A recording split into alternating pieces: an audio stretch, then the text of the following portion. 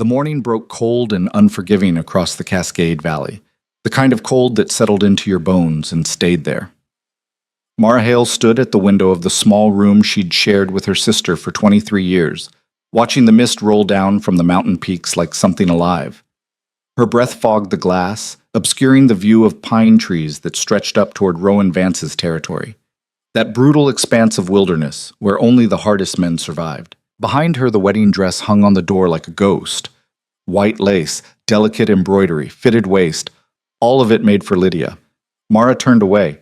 Her hands were shaking, and she hated that, hated the weakness of it. The dress had been hanging there since yesterday afternoon when Lydia had tried it on, spinning in front of the mirror with that luminous smile that made everyone in the room lean forward, drawn to her like moths to flame. Mara had sat in the corner, pinning the hem, invisible as always.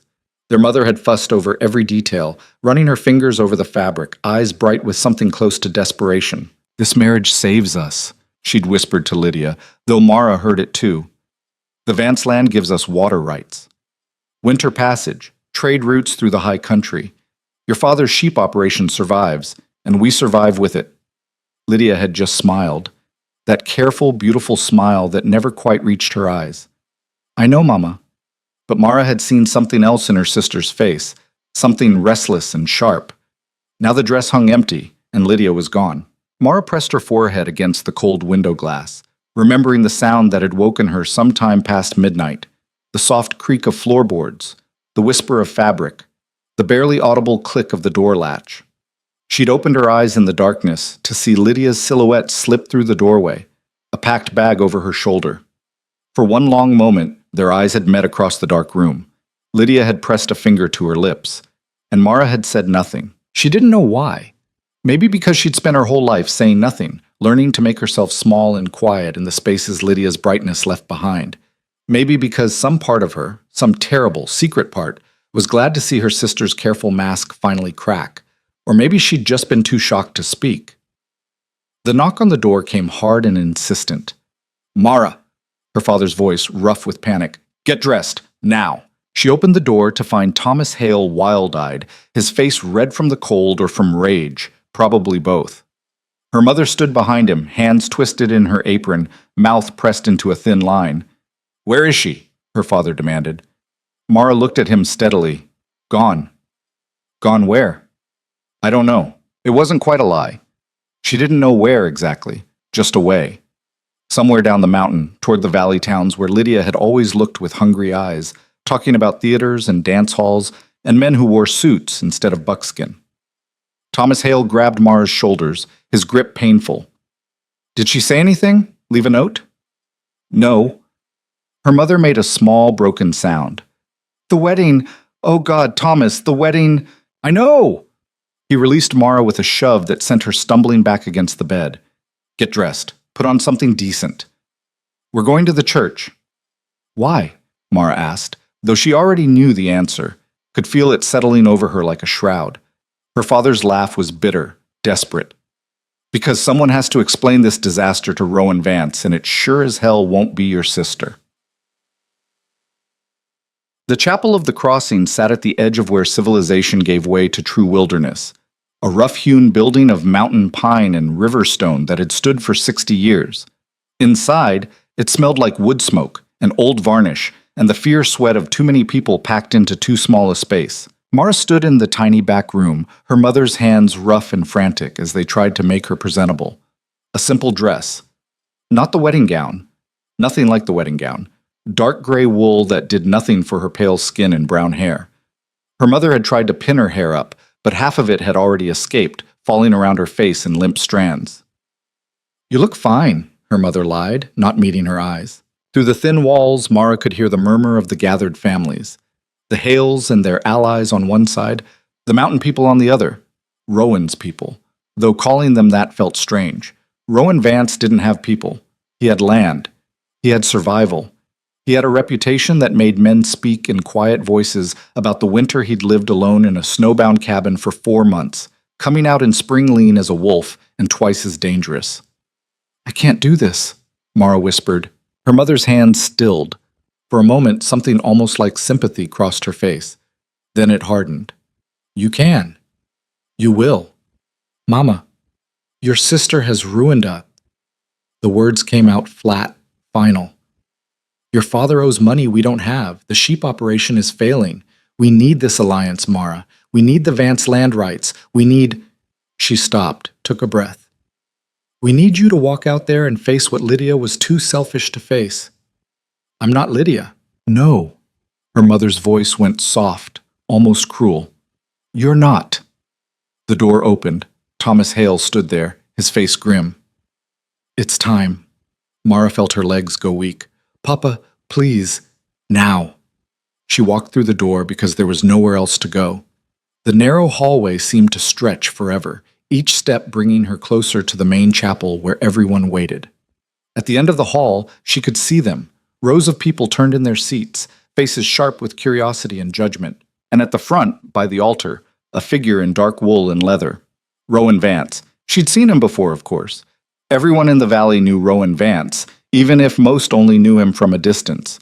He came down from the mountain twice a year, once before winter to trade furs and preserved meat, once in spring to sell timber. He spoke little, bought less, and returned to his high country cabin as soon as business was done. But she'd never been this close, never had to walk toward him with every eye in the valley watching. The murmur of conversation died as she stepped into the main chapel. The silence that replaced it was worse, heavy and expectant and cruel. Mara forced herself to look up. Rowan stood with his back straight, his hands loose at his sides. He was tall, which she'd known, but up close the sheer solidity of him was startling. Broad shoulders, strong hands scarred from work and weather, dark hair pulled back from a face that showed every one of his 32 years in lines around his eyes and mouth. Not handsome, exactly. Too rough for that, but striking in the way a cliff face is striking, all hard angles and uncompromising strength. His eyes met hers, gray as winter sky, unreadable. Sheriff Dalton stepped forward, clearing his throat. He was a valley man, soft around the middle, uncomfortable with the attention. Folks, there's been a situation. Someone laughed. The sound broke the tension like a stone through ice, and suddenly everyone was talking at once. Where's Lydia? I heard she ran off. With that tinker's son from Silver Creek? Thomas Hale. What kind of family do you run? Mara stood frozen in the aisle, feeling the weight of every stare, every whisper. Her father pushed past her, raising his hands for quiet. Please, he said, and his voice cracked on the word. Please, just let me explain. Explain what? The voice came from the mountainside of the chapel, a hard-faced woman named Ruth Carver who worked a trapline north of Rowan's land. That your daughter's made fools of us all? That she couldn't even show the respect to break her word to a man's face? Thomas Hale's face went red. My daughter, Lydia, she's young. She made a mistake. A mistake that breaks the alliance, someone else called out. The water rights, the trade access, all of it's void now. Not necessarily. Thomas Hale's desperation was painful to watch. We can still honor the agreement. The alliance can still stand. How? Ruth Carver demanded. Your bride's run off. There's no marriage. There can be. The words fell into sudden silence. Thomas Hale's hand closed around Mara's arm, pulling her forward. She stumbled, catching herself against the end of a pew. This is my other daughter, her father said, his voice too loud in the quiet chapel. Mara, she's of age, unmarried. The alliance could transfer to her. The agreement could still... The laughter started before he could finish. Not cruel laughter, exactly. More like disbelief. The kind of laughter that comes when something is so absurd you can't help yourself. Mara felt each laugh like a physical blow. You can't be serious, someone said. Rowan Vance and her? Look at her, Thomas. Be reasonable. Her father's grip tightened.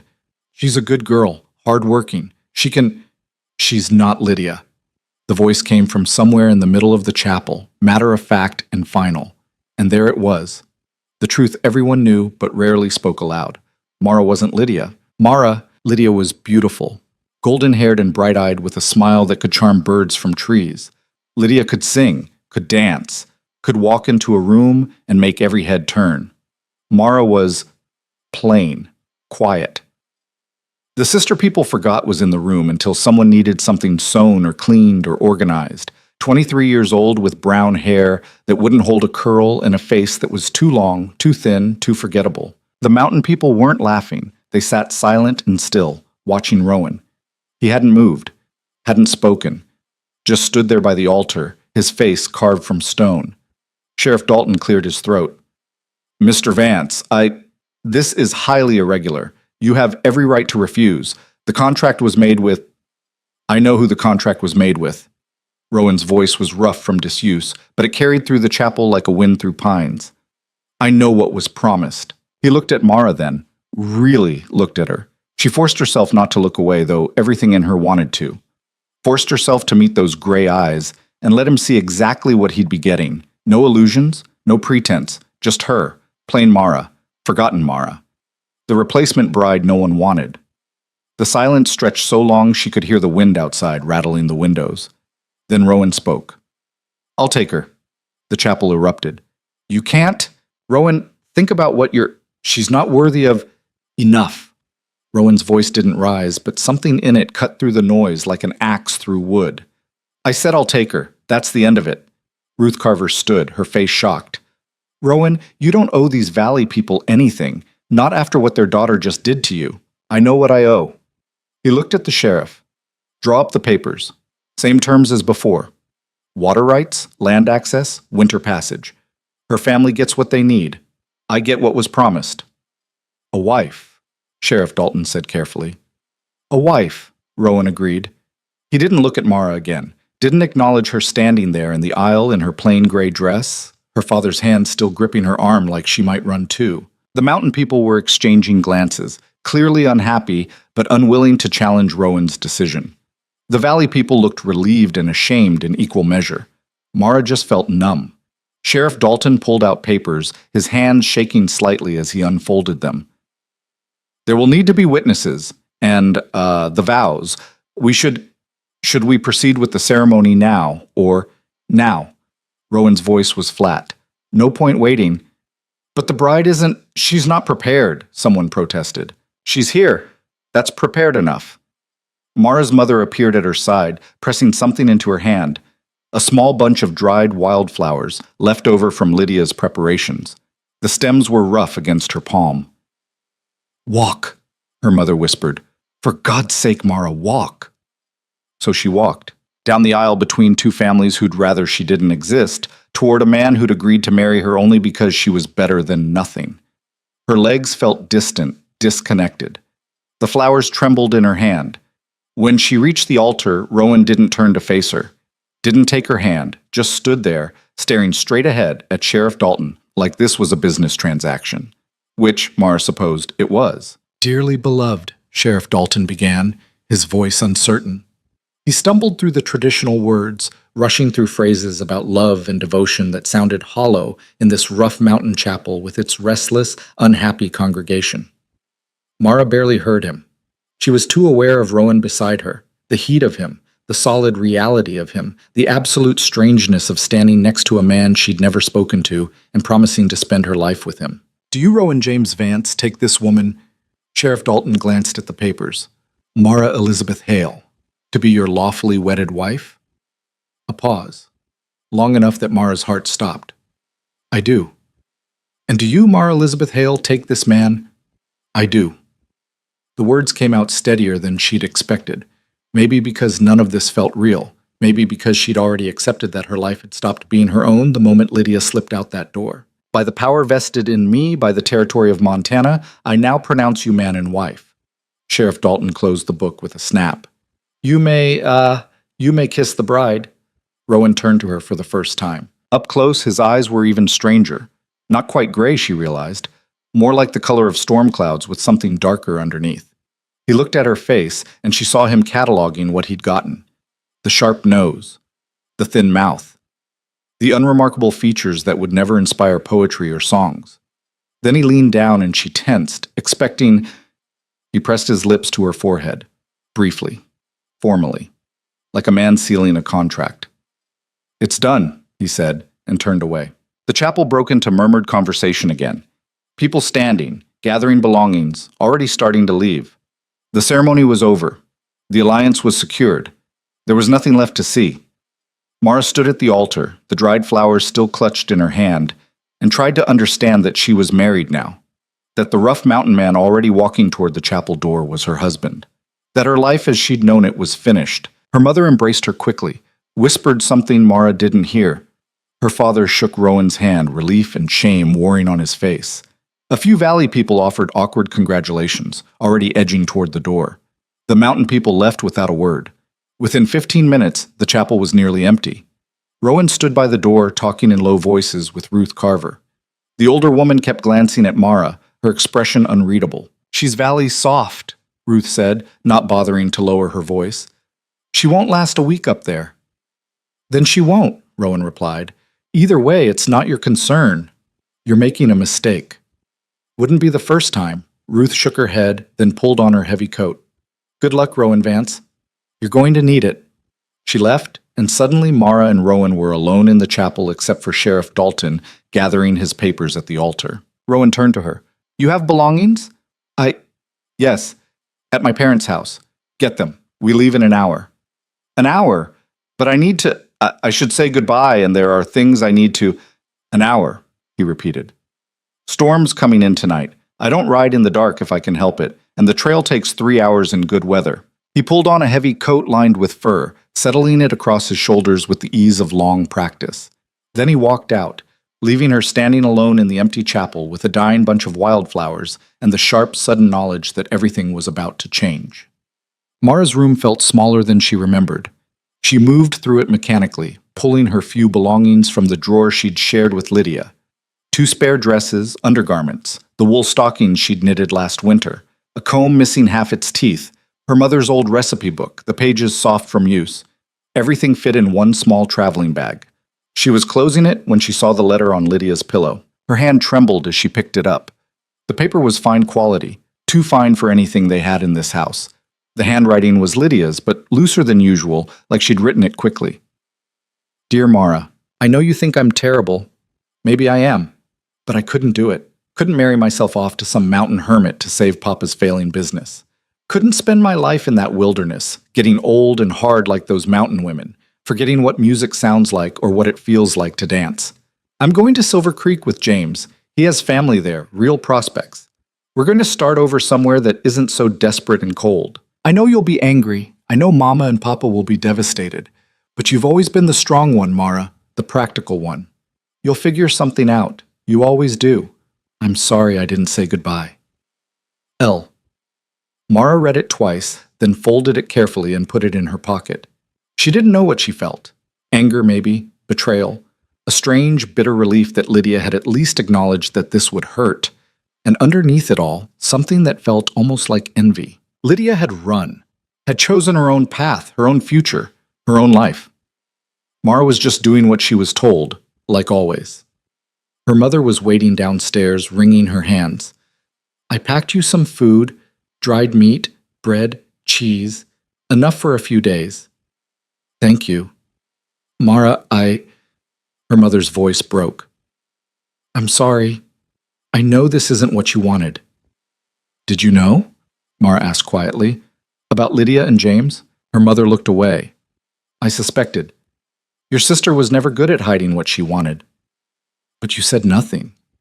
What could I say? If I confronted her, she might have run sooner. We needed this marriage to happen, Mara. We needed... She stopped, pressed her hand to her mouth. I know I'm asking the impossible, but please try. Try to make this work. For all of us. Mara picked up her bag. I should go. He said an hour. Outside, the wind had picked up, carrying the sharp scent of coming snow. Rowan was waiting in the yard with 2 horses, a large roan gelding and a smaller chestnut mare. He was checking the saddle straps, his movements efficient and practiced. He glanced up when she approached. You ride? A little. Good enough. He took her bag, secured it to the mare's saddle with quick, competent movements. This is Copper. She's steady. Just keep her behind my horse and she'll follow the trail. He helped her mount, his hands impersonal and strong, then swung onto his own horse with easy grace. Thomas Hale appeared from the house, stumbling slightly. Mara could smell the whiskey from 10 feet away.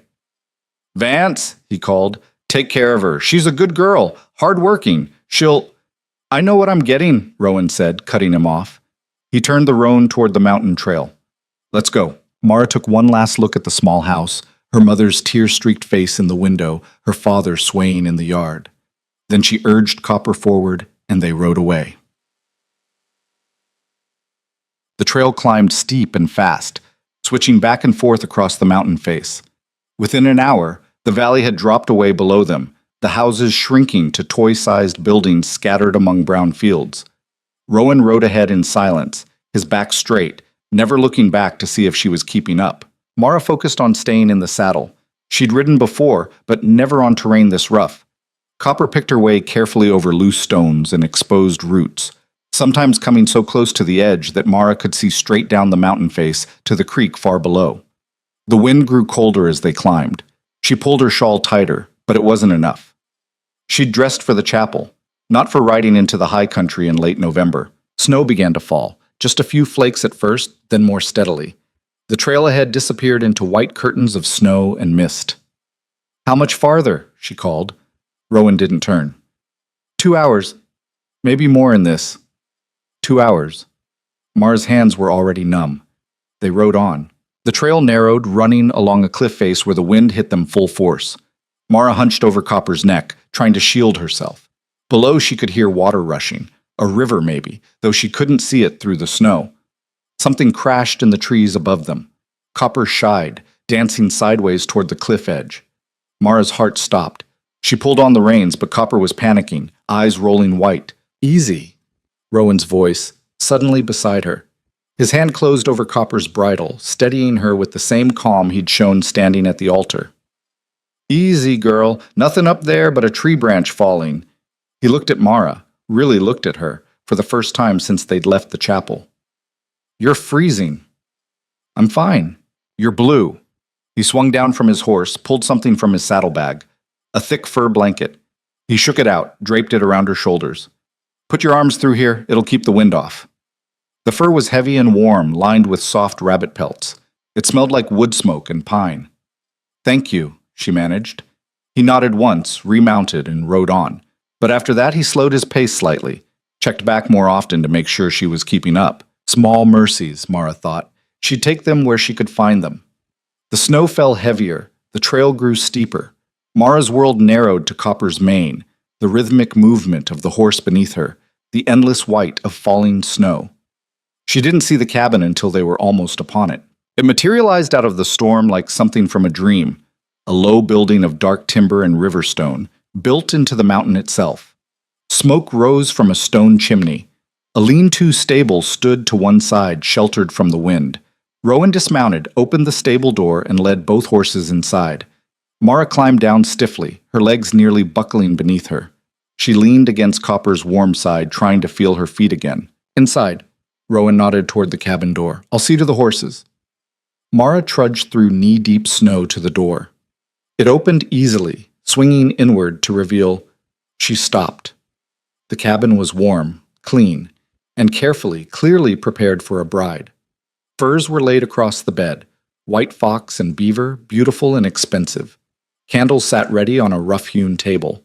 A fire burned low in the stone hearth. Dried flowers hung from the rafters, filling the air with the scent of summer meadows. On the table, a bottle of wine.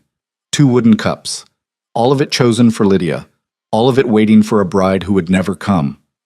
Mara stood in the doorway, dripping snow onto the clean floor, and felt the weight of it crush down on her. This wasn't her home.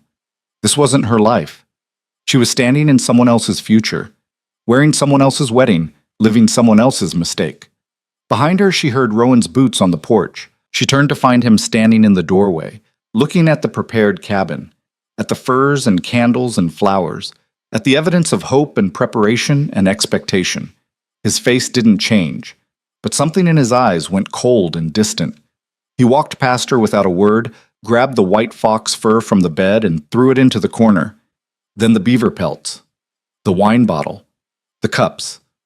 The dried flowers came down from the rafters in one hard pull, scattering across the floor. Mara pressed herself against the wall, watching him dismantle everything with quick, violent efficiency. When it was done, the cabin looked different, emptier, colder.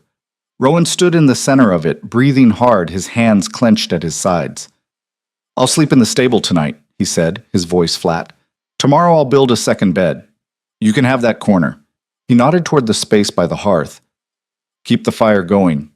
Don't let it die. Rowan, keep the fire going, he repeated, and walked out. The door closed behind him with a soft click. Mara stood alone in the cabin that was supposed to be a home, surrounded by scattered furs and broken flowers, and finally let herself cry. Mara woke to absolute silence, not the comfortable silence of the valley, where you could still hear chickens in the distance, or a neighbor's door closing, or the rumble of a cart on the road.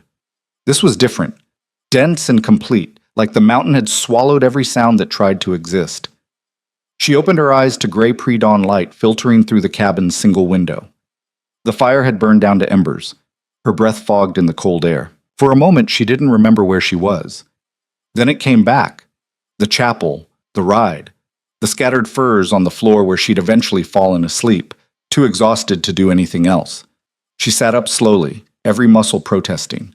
The fur blanket Rowan had given her on the trail was still wrapped around her shoulders. She'd been too cold to take it off. The cabin was small, maybe 20 feet square. One room. Stone hearth on the far wall, the mantel scarred and stained from years of use. A rough table with 2 chairs. Shelves holding supplies. Dried beans, flour sacks, strips of jerky hanging from hooks. The bed where the white furs had been, now just a wooden frame with a thin wool blanket. And in the corner by the door, Rowan's rifle. He'd come back at some point during the night. The gun hadn't been there when she'd cried herself to sleep. Mara stood, wrapping the fur tighter, and went to the window. Snow covered everything, the ground, the trees, the woodpile stacked against the cabin's north wall. At least 2 feet had fallen overnight. The world beyond the clearing was nothing but white and dark pine. She couldn't see the trail they'd ridden up, couldn't see anything that looked like a path back to civilization. The door opened, letting in a blast of freezing air. Rowan stepped through, arms full of firewood. He kicked the door shut behind him, barely glancing at her as he crossed to the hearth. You let the fire die. The words were flat, accusatory. I fell asleep, Mara said. Fire dies up here, you freeze. He dropped the wood with a clatter, knelt by the hearth, and began rebuilding it with quick, practiced movements. That's the first rule, keep the fire going. I didn't know. Now you do. He struck flint to steel, coaxing the embers back to life. Within minutes, flames were licking up around fresh logs. Heat began to push back the cold. Rowan stood, brushing bark from his hands. He looked at her properly for the first time, taking in her rumpled dress, her loose hair, the exhaustion that must have been written all over her face. You should eat, he said. There's bread in the tin on the shelf, dried meat. Help yourself. What about you? Already ate. He pulled on a heavy coat, checking the pockets. I'm going to check the trap lines. There's a storm coming in tonight, bigger than yesterday. I need to make sure everything's secured before it hits. How long will you be gone? Most of the day. He paused at the door. Don't go outside unless you have to. If you do, stay within sight of the cabin. Snow this deep. You can get turned around in 30 seconds and walk right off a cliff. I won't. But he was already gone, the door closing behind him with a solid thunk. Mara stood alone in the warming cabin and tried not to panic. This was her life now. This cabin. This mountain. This man who spoke to her like she was a problem that needed managing. She took a shaky breath, then another. Then she went to find something to eat. The bread was dense and dark, probably made with rye flour. The dried meat was venison, tough and salty. She forced herself to eat both, chewing slowly, trying to settle her stomach. When she was done, she looked around the cabin again, seeing it differently this time. Not as a home, as a problem, because it was a mess. Oh, it was clean enough on the surface. Rowan clearly swept and kept things from getting filthy, but there was no organization.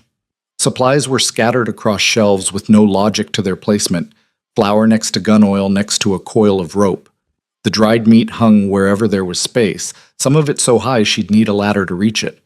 The bed wasn't even properly made, just a blanket thrown across bare boards. And in the corner where Rowan had hurled the wedding furs, everything lay in a tangled heap, getting dusty and ruined.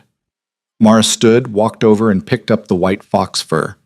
It was beautiful work, the pelts perfectly matched, stitched together with careful seams. Expensive, the kind of thing you saw in valley trading posts with price tags that made farmers wince. Rowan had thrown it away like it meant nothing, because it didn't mean anything, not anymore. She folded it carefully, then did the same with the beaver pelts. The wine bottle wasn't broken, just rolled into the corner. She set it on the shelf. The wooden cups went beside it. The dried flowers were past saving, so she swept them up and added them to the fire. When she was done, the cabin looked less like a crime scene. She stood in the center of the room, hands on her hips, and made a decision. If she was going to survive this, and she was, because she didn't know how to do anything else, she needed to make this place work. Not for Rowan, for herself. She started with the shelves. It took the better part of the morning, but she reorganized everything. Food supplies on the left, closest to the hearth where they'd stay dry. Tools and equipment on the right, sorted by type. The dried meat she moved to hooks closer to the door, where cold air would help preserve it.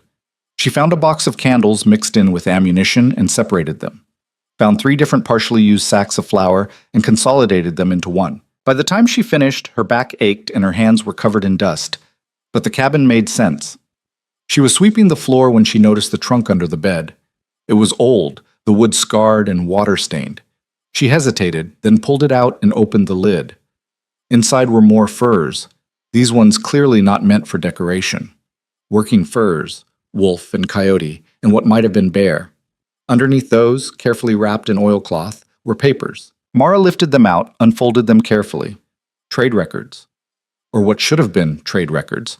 She spread them across the table, frowning. Rowan's handwriting was barely legible, and his numbers were worse. He'd tracked sales and purchases, but there was no organization to it. Dates were missing, quantities were approximated, prices fluctuated wildly with no explanation. She found a notation from last spring. Sold furs got fair price. That was it. No record of how many furs, what type, who he'd sold them to, or what fair price actually meant. Another note. Bought supplies for winter. Enough. No list of what he'd bought. No accounting of whether enough had actually been enough. Mara sat back, pressing her fingers to her temples. She'd helped her father with the sheep operations books for years. Enough to know that this was how a business failed. You couldn't plan for winter if you didn't know what winter cost. Couldn't negotiate fair prices if you didn't know what you'd gotten before. She was still staring at the papers when the door opened. Rowan came in, bringing cold air and the smell of pine. Snow clung to his hair and shoulders. He stopped when he saw the reorganized cabin, his eyes moving across the shelves, the swept floor, the neat stacks of supplies. "What did you do?" His voice was carefully neutral. "I cleaned, organized." Mara stood, suddenly defensive. "I hope that's all right. Everything was scattered, and I thought, the papers." He was looking at the trade records spread across the table. "You went through my things. They were in the trunk. Those are private." He crossed to the table in 3 long strides, gathering up the papers with rough movements. "You had no right. I wasn't trying to pry. I was just looking for what?" He turned on her, and for the first time since the chapel, real emotion showed on his face. Anger. Looking for proof that the mountain man can't count, that he's too stupid to keep proper records? "No, I was trying to understand." "Understand what?" The question hung between them, sharp and dangerous. Mara took a breath. "How you survive up here? What you need? What I should—" She stopped, tried again. "I'm your wife now. Whether either of us wanted that or not, it's done. And I don't know how to be a wife to someone I don't know, in a place I don't understand. So yes, I looked at your records, because I need to know what kind of life I'm living now." Rowan stared at her, the papers clutched in his hands. Some of the anger faded from his face, replaced by something harder to read. "This isn't the valley," he said finally. "Up here, you don't get to know everything. You don't get to understand everything. You just survive." "I understand that. Do you?" He set the papers down on the table, not gently. "Because you're standing in my cabin, reorganizing my supplies, reading my private records like you have some right to them, like this is your home, isn't it?" The words came out sharper than she'd intended. "You married me. You brought me here. What exactly am I supposed to do? Sit in the corner and wait for you to tell me when I'm allowed to breathe?" His jaw tightened. "I brought you here because I made a deal, because my land needs the water rights your father can provide. That's all this is. A transaction. I know that. Then act like it. He grabbed the rifle from the corner and walked back out, slamming the door hard enough to rattle the windows. Mara stood alone in the cabin, shaking. Not from cold this time, from anger. She looked at the trade records still spread across the table, at the reorganized shelves, at the clean floor and the steady fire, and all the work she'd done that morning trying to make sense of this place. Then she sat down and started copying the records into a new ledger she'd found wrapped at the bottom of the trunk. If Rowan Vance wanted to survive on pride and silence, that was his choice. But she was done apologizing for existing. The storm hit just after dark, rattling the cabin walls and howling down the chimney. Mara fed the fire, kept it burning high and hot the way Rowan had told her to. She made a simple dinner, beans and salt pork boiled together, bread toasted over the flames, and left Rowan's portion warming by the hearth. He didn't come back. By the time full dark fell, she was starting to worry. The wind was vicious, screaming around the cabin like something alive. Snow pelted the windows so hard it sounded like thrown gravel. What if he'd gotten lost? What if he'd fallen? What if... The door banged open. Rowan stumbled in, covered head to foot in snow, his face raw and red from the wind. Mara jumped up. "Are you hurt?" "I'm fine." But his voice was rough, strained. "You're frozen. Come here." She pulled one of the chairs closer to the fire. "Sit down." "I said I'm fine." "And I said sit down." Maybe it was the force in her voice. Maybe he was just too cold to argue. Either way, he sat. Mara pulled off his coat, which was stiff with ice. His hands were white, the fingers barely moving. She grabbed the fur blanket, wrapped it around his shoulders, then filled a cup with water and set it to warm by the fire. "What were you doing out there?" she demanded. "Checking the stable, making sure the roof wasn't coming off." "In this? Better to check now than wake up to dead horses." He flexed his fingers slowly, wincing. The color was coming back, but painful. Mara had seen frostbite before. Her father had lost 2 toes one winter from being too stubborn to come in out of the cold. She knelt in front of Rowan, took his hands in hers. They were like ice. "Don't rub them," she said. "That makes it worse. Just let them warm up slow." He looked down at her, something unreadable in his eyes. "How do you know that?" "My father. He worked in a blizzard once trying to find lost sheep. Nearly lost his feet." "Did he find the sheep?" "No, they'd already frozen." Rowan's mouth twitched. It might have been the start of a smile. "Your father's a stubborn man." "Yes." Mara held his hands carefully, breathing warm air across them. "He is." They sat like that for a while, the storm raging outside, the fire crackling between them. Slowly, the white faded from Rowan's fingers. The shaking stopped. "There's food," Mara said quietly. "If you're hungry." "I'm hungry." She brought him the beans and pork, the toasted bread. He ate quickly, efficiently, like a man used to taking food where he could find it. When he was done, he set the bowl aside and looked at her. "The cabin looks different." "I know, I'm sorry if I overstepped." "It looks better." He cut her off, his voice gruff. "More organized, easier to find things." Mara blinked. "Oh. The records, though." He nodded toward the table where she'd left the new ledger. "Those are still mine." "I know." "But you copied them anyway." "Yes." "Why?" She met his eyes. "Because they're a mess.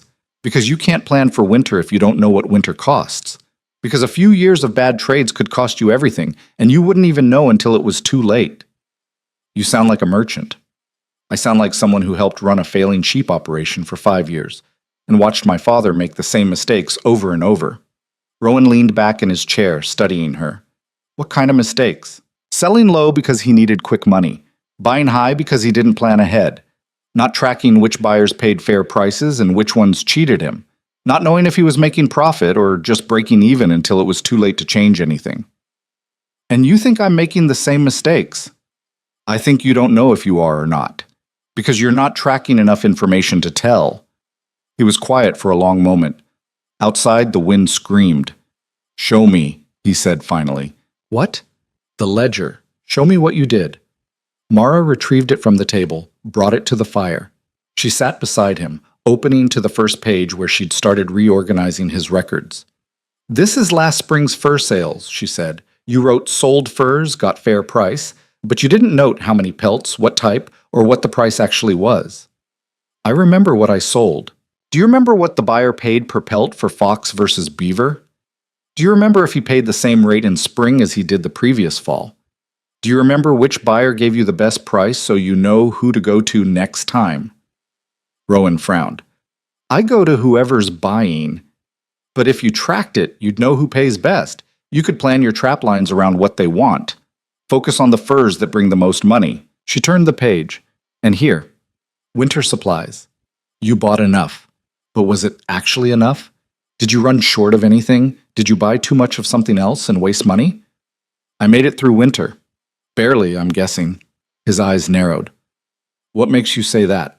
The flour sacks. You had 3 of them, all partial. That means you bought more partway through because you ran out.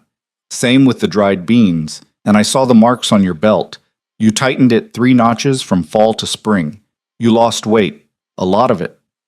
Rowan's hand went to his belt unconsciously. Winter's hard. Everyone loses weight. Not if they plan properly. The silence stretched between them, tense and uncertain. Then Rowan laughed. It was a rough sound, rusty from disuse, but genuine. You're telling me I'm a terrible businessman. I'm telling you that you're a good survivor but a poor planner. There's a difference? A big one. Survival is day to day. Planning is making sure the days keep coming. He looked at her then, really looked at her, and Mara saw something shift in his expression. Not warmth exactly, but recognition. Your father's sheep operation, he said. It's failing because he can't plan. Yes, but you could have fixed it if he'd listened to you. He never listened to me.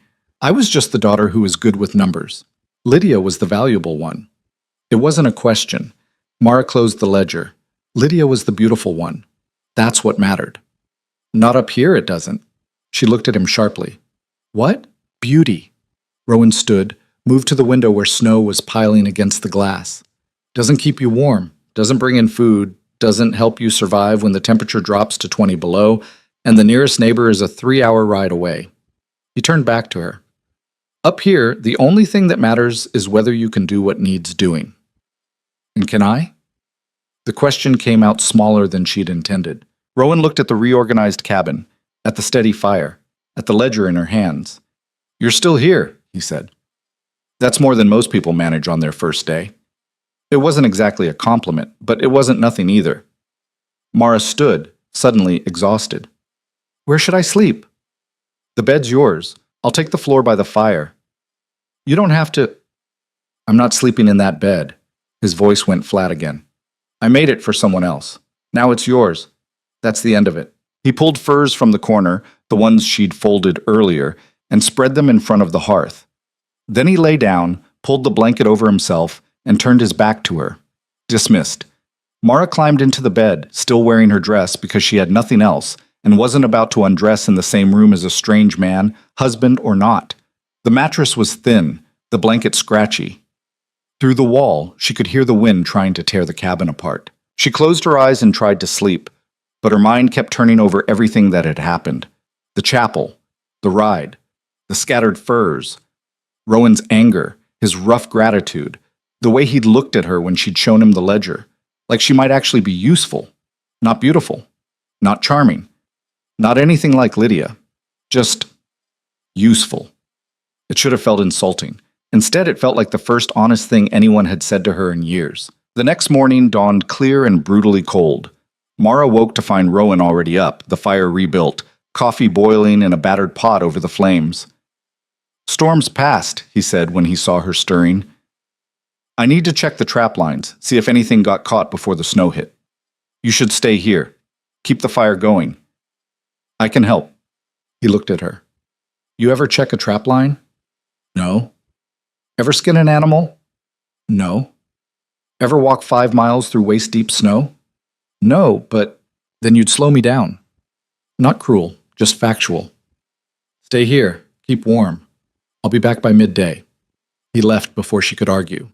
Mara stood alone in the cabin, frustration burning in her chest. She wasn't useless. She'd proven that yesterday with the organization, with the ledger, but Rowan still saw her as a burden, as someone to be managed and worked around. Fine. If he wanted her to stay in the cabin, she'd stay in the cabin. But she wouldn't sit idle. She spent the morning going through the supplies more thoroughly, found things Rowan had clearly forgotten he owned, A set of steel needles, good quality, wrapped in oilcloth at the back of a shelf. A spool of strong thread. Leather scraps, probably left over from mending harnesses. She found his spare clothes in a trunk by the bed. 2 shirts, both needing buttons. Trousers with torn knees. A coat missing half its lining. By the time Rowan returned, she'd mended everything. He stopped in the doorway, 2 rabbits hanging from his belt, and stared at his clothes laid out on the table, neat and repaired. "What's this?" "Your shirts were missing buttons. The coat lining was ripped. I fixed them." "I didn't ask you to." "I know." He set the rabbits on the table, pulled off his gloves, picked up one of the shirts, examining the neat stitches. "You're good at this. I've been mending my father's clothes since I was 12. "Lydia didn't help?" "Lydia said sewing was for old women." Mara kept her voice neutral. "She preferred embroidery, decorative work." Rowan snorted. "Decorative work doesn't keep the wind out." He pulled off his old coat, put on the newly mended one. It fit him well, broad across the shoulders, long enough to keep the snow out. He moved in it, testing the weight, and nodded. "Good work." 2 words. But something in Mara's chest loosened. "The rabbits," she said. "Do you want me to help prepare them? You ever dress game?" "I've plucked chickens." "Not the same." But he pulled out a knife, laid one of the rabbits on the table. "I'll show you. Pay attention. Up here. You waste nothing." He worked quickly, his hands sure and practiced. The skin came off in one piece, set aside for scraping and tanning later. The meat was portioned efficiently. Haunches, backstraps, ribs. The organs went into a separate bowl. "Liver and heart are good eating," he said. "Kidneys too, if you cook them right. The rest goes to the dogs." "What dogs?" "Don't have any yet. But I'm planning to get some come spring. Can't run trap lines efficiently without dogs." He handed her the second rabbit and the knife. "Your turn." Mara's hand shook slightly as she took them. The rabbit was still warm, its fur soft. She'd never done this before, never taken something from living to food, but she'd watched. She knew the steps. The first cut was awkward, the second better. By the time she'd finished, the rabbit was dressed. Not as cleanly as Rowan's, but completely. "Not bad," he said. "You'll get better with practice." They prepared dinner together in silence. Rabbit stew with the last of the potatoes and onions from Rowan's winter stores. Mara chopped while Rowan tended the pot, adjusting the heat, tasting, adding salt and dried herbs she hadn't known he had. When it was ready, they sat at the table and ate. The stew was good, simple, but rich and warming. "This is better than what I make myself," Rowan said after a while. "You made it." "You prepared the ingredients properly. Cut everything the right size so it cooked evenly. That matters." Another small acknowledgement. Another tiny shift. After dinner, Mara pulled out the ledger again. "Can I ask you some questions? About the trading?" Rowan looked wary. "What kind of questions?" "The buyers you deal with. Which ones are fair? Which ones try to cheat? What they look for in furs? What makes a pelt worth more or less?" "Why?" "Because if I'm going to track this properly, I need to understand the business." He studied her for a long moment. Then he pulled his chair closer to the table. "All right, but this stays between us. Trading information is valuable. You don't share it freely." "Understood." He started talking and Mara started writing. Names of buyers, their locations, their reputations, what they paid for different types of pelts, how to judge quality, the thickness of the fur, the color, whether it had been taken in prime season. Which buyers paid in cash, which traded goods, which would try to short you if you didn't count carefully. "Marcus Webb down in Silver Creek," Rowan said. "He pays fair for fox and beaver. But he cheats on coyote, says the fur's too rough, when really he's just trying to drive the price down. Don't sell coyote to him." Mara wrote it down. "Who do you sell coyote to?" "Trading post in Helena. They ship east, sell to coat makers. They'll pay double what Webb offers." "Then why ever sell to Webb?" "Because Helena's a week's travel, and sometimes I need the cash before winter hits." Mara made a note. "How much do you make in a good season?" Rowan's jaw tightened. "Why?" "Because I need to know if you're pricing yourself right, if the buyers are taking advantage because you don't know what your work is worth." He was quiet for so long she thought he wouldn't answer. Then he named a figure. Mara's pen stopped. "That's all?" "It's enough to get by. It's not enough to thrive. Not if you're putting in full seasons of work." She pulled out the records from the previous spring. This buyer here, he paid you how much per beaver pelt, Rowan told her. Mara did quick math in her head. He underpaid you by at least 30%. That's the market rate. That's what he told you was the market rate. Did you check with other buyers? I don't have time to ride around comparing prices. I need to sell and get back up the mountain before the weather turns. Then he's counting on that. Counting on you being in a hurry. Counting on you not knowing any better. Rowan's hands curled into fists on the table. You're saying I'm a fool. I'm saying you're being cheated. There's a difference. She turned the ledger to face him, showed him the numbers she'd calculated. If you'd sold to the Helena Post instead, even accounting for the travel time and cost, you'd have cleared 40% more profit. Over a season, that's the difference between scraping by and actually building something. He stared at the numbers, his expression unreadable. I don't like being cheated, he said finally. Then stop letting it happen. His eyes met hers. And how do I do that? Ride to every trading post in Montana before selling? No, you plan better. Track your sales across seasons. Build relationships with the fair buyers and cut out the ones who cheat. And you don't sell when you're desperate. You save enough to give yourself options. Easier said than done. Everything's easier said than done. That doesn't mean it's impossible. Rowan leaned back in his chair, studying her. You really think you can fix this? I think I can make it better. If you let me. The fire crackled between them. Outside, the night was dark and still, the kind of stillness that only comes after a big storm. All right, Rowan said finally. Show me what you need. They worked until late into the night, going over records, making plans.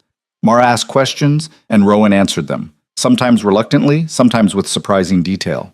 He knew this land, knew the trade routes, knew which months were best for which types of furs. He just didn't know how to turn that knowledge into lasting profit.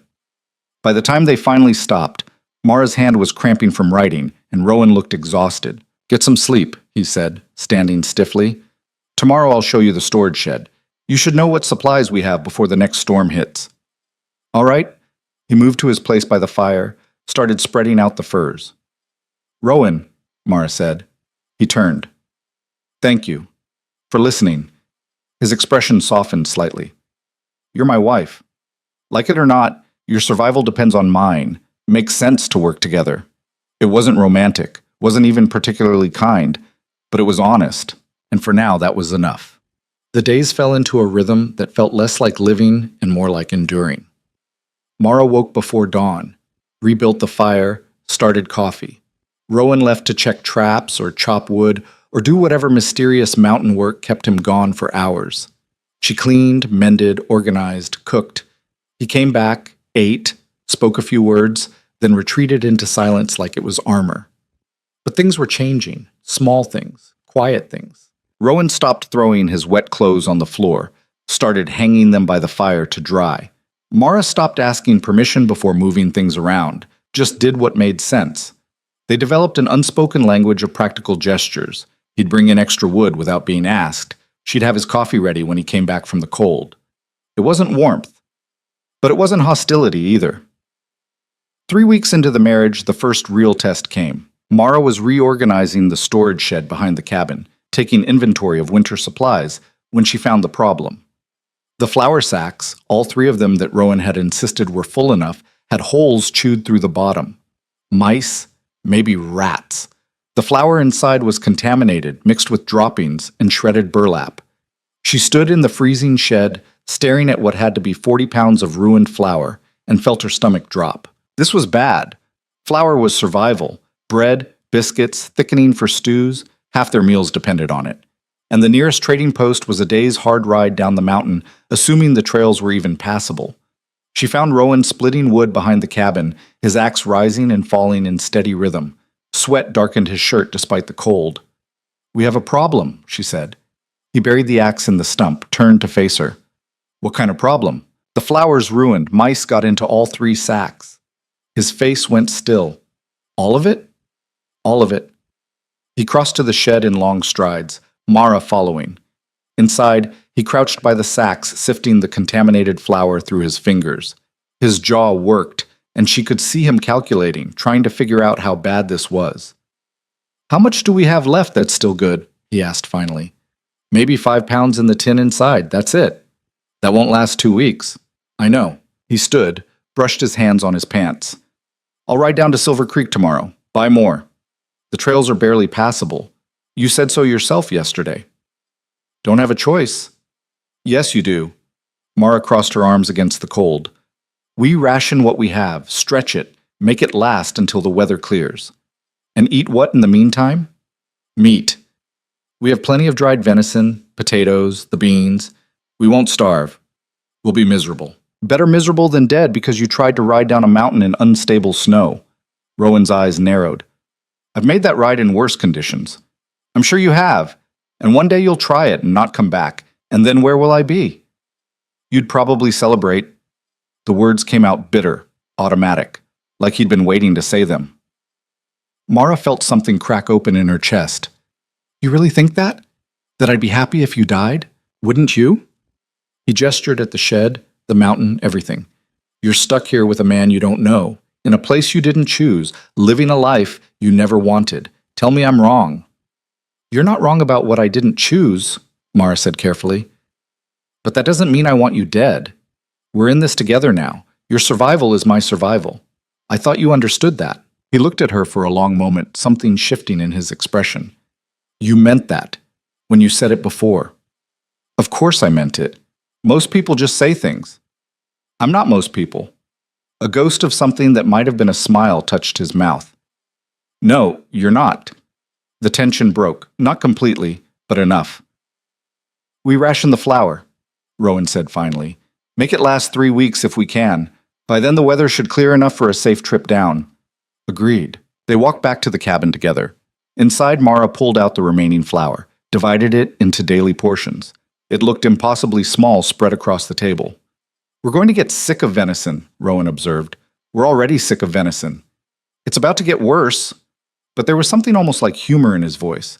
Dark humor, survival humor, but humor nonetheless. That night, Mara made a stew heavy on meat and light on everything else. They ate in silence, both pretending not to notice how much they missed bread.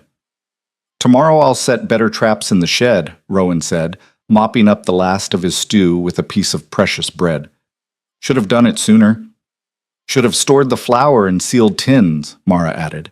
I saw some in the corner. We should transfer everything that mice can get to. I'll help. They worked after dinner, moving supplies, setting traps, making the shed rodent-proof. It was cold, miserable work, but they did it together, and somehow that made it bearable. When they finally came back inside, fingers numb and noses red, Rowan poured them each a small measure of whiskey from a bottle Mara hadn't known he had. For the cold, he said, handing her a cup. She sipped it carefully. It burned going down, but the warmth that followed was worth it. Where'd you get this? Made it myself, last winter when I had nothing better to do. It's terrible. I know.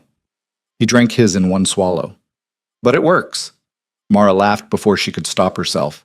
A real laugh, surprised out of her by the casual honesty of it. Rowan looked at her, startled. What?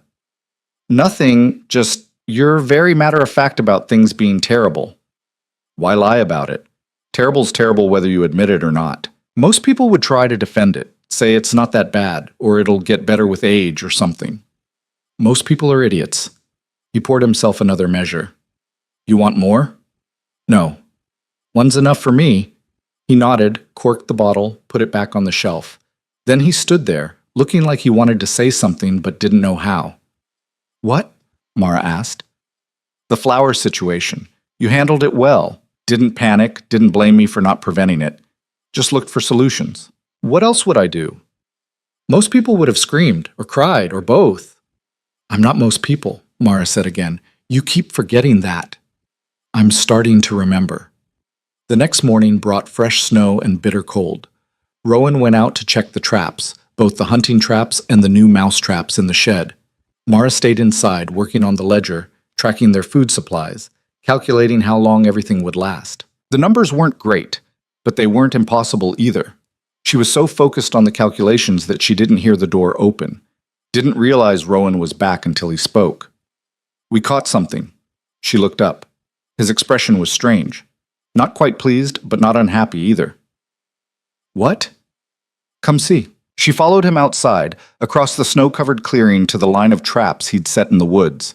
In the third trap, struggling weakly, was a turkey. A big one, probably 15 pounds. "I'll be damned," Rowan said. "Haven't caught one of these in years." "Is it still alive?" "Barely. Won't last long in this cold, though." He crouched by the trap, examining the bird with the practiced eye of someone who knew exactly what he was looking at. "This is good meat. Better than venison. And the feathers, we can use those too." He dispatched the bird quickly, humanely. Mara looked away for the actual moment, but forced herself to watch everything after. This was her life now. She needed to understand all of it. Back at the cabin, Rowan showed her how to pluck and dress the turkey. It took over an hour, their hands growing numb despite working inside. When they were done, the bird was ready for roasting, and the table was covered in soft brown feathers. "Don't throw those out," Rowan said. "We'll save them. Good for stuffing pillows, insulating clothes. Nothing goes to waste." "You said that about the rabbits, too. It's true about everything up here. You waste something, you might be wasting the thing that would have kept you alive later." That night they roasted the turkey over the fire, and the smell that filled the cabin was almost unbearably good. Rich and savory, and nothing like the endless venison they'd been eating. When it was done, they ate until they couldn't eat anymore. The meat was tender, flavorful, perfect. "This is the best thing I've eaten since I got here," Mara said, reaching for another piece. "Best thing I've eaten in 6 months," Rowan agreed. "Maybe longer." They ate in comfortable silence, the kind that comes from shared satisfaction.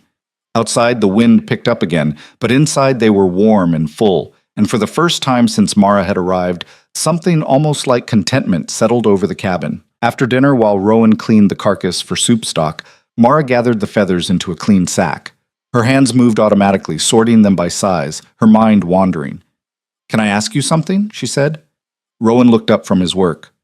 "Depends what it is." "Why did you really agree to marry Lydia?" His hands stilled. "I told you, the land rights, the water access. I know that's part of it, but you could have negotiated those rights without marriage. Could have made a straight business deal with my father." "Your father wanted the alliance, the family connection. And you agreed because—" He was quiet for so long she thought he wouldn't answer. Then he set down the knife, wiped his hands on a rag. "Because I'm 32 years old, and I've spent the last 10 years alone on this mountain. Because every winter gets a little harder, and I'm starting to understand that surviving alone isn't the same as living." He looked at her. "Because I thought maybe it was time to build something that would last beyond one man's lifetime. You wanted a family. I wanted a future that didn't end when I did." The honesty of it hit Mara hard. She'd assumed Rowan was content in his isolation, that he preferred the mountain silence to human company. But he was lonely, had been lonely for years. "And then Lydia ran," she said quietly. "And then Lydia ran." He picked up the knife again, went back to work. "Can't say I blame her. This isn't a life for someone who wants more than survival." "Is that what you think I want? Just survival?" "I don't know what you want. You haven't said." Mara thought about that. What did she want? She'd spent so long being invisible, being the practical sister, the helpful daughter, that she'd stopped asking herself that question. "I want to matter," she said finally. "I want to do something that makes a difference. I want to build something that lasts." She looked at him. "Same as you, I think." Rowan's hand stopped moving again. He studied her across the table, and something in his expression changed, softened. "Then maybe we can do that," he said. "Together." It wasn't a declaration of love, wasn't even a promise, really, but it was something, a foundation, a beginning. "Maybe we can," Mara agreed. The weather held cold but clear for the next few days. Rowan used the break to haul firewood, check the roof, reinforce the stable walls. Mara worked inside preparing the turkey leftovers, organizing supplies, updating the ledger with their current inventory. They were settling into something that almost felt like partnership.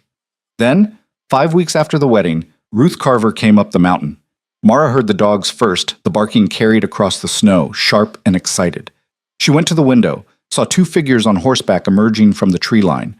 Ruth and another woman Mara didn't recognize, both bundled in furs, both looking grim. "Rowan," she called, "we have visitors." He came in from the woodpile, took one look out the window, and his whole body tensed. "That's not a social call," he said. "How do you know?" "Ruth doesn't ride up here unless something's wrong." He opened the door as Ruth dismounted, the other woman following suit. Up close, Mara could see they were both exhausted, their faces wind-burned and drawn. "Ruth," Rowan said, "what happened?" "Marcus Webb happened." Ruth's voice was tight with anger. "That cheating bastard is trying to buy up land rights from the Valley families. Offering cash they can't refuse, getting them to sign over water access and winter passage routes." Rowan's jaw clenched. "He can't do that. Those rights are protected by territorial law. He's found loopholes. Old survey markers that were never properly recorded. Disputed boundaries from before Montana was organized. He's got lawyers, Rowan. Good ones. And he's using them to squeeze out everyone who can't afford to fight back." The other woman spoke up. "He came to my family last week, offered us $500 for our creek access. My father almost took it. $500 is more money than we've seen in years, but I did the math. That creek access is worth 10 times that in trade value over a decade. Webb's stealing from us, but he's making it look like charity." Rowan looked at Mara. "Show them." Mara blinked. "Show them what?" "The ledger, the trade records, the analysis you did." Understanding dawned. She went to the table, brought back the carefully organized ledger.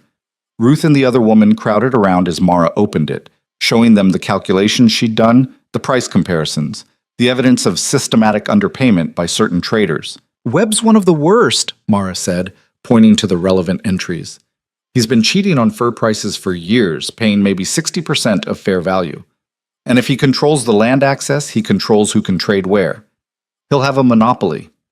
Ruth's face darkened as she read. "He's been doing this to all of us. Not just him," Rowan added.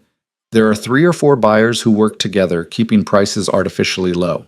They've divided up the territory, agreed not to compete with each other. That way we have no choice but to sell to whoever controls our area." "That's illegal," the other woman said. "Prove it," Ruth shot back. "They're careful, never put anything in writing, and who's going to listen to a bunch of mountain families with no lawyers and no connections?" Silence fell, heavy and frustrated. Then Mara spoke. "What if you had proof? Written records of the price fixing, the land grabbing, all of it." Ruth looked at her. "You have that?" "Not yet, but I could build it.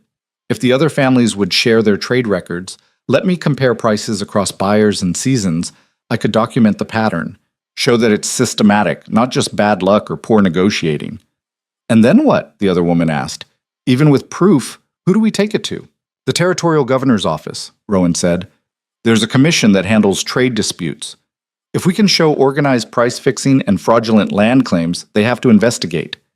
Ruth shook her head. "That's weeks of travel to Helena. Weeks we don't have. Webb's moving fast, getting families to sign before they understand what they're giving up." "Then we move faster," Mara said. "How many families are we talking about?" 8, maybe 10 that are directly affected. "Can you get them to bring their records here? Or somewhere central where I can review them?" Ruth and the other woman exchanged glances. "You do that?" Ruth asked. "Help organize this." "It's my fight too now," Mara said. "My husband's rights are at stake. Our future. Of course I'll help."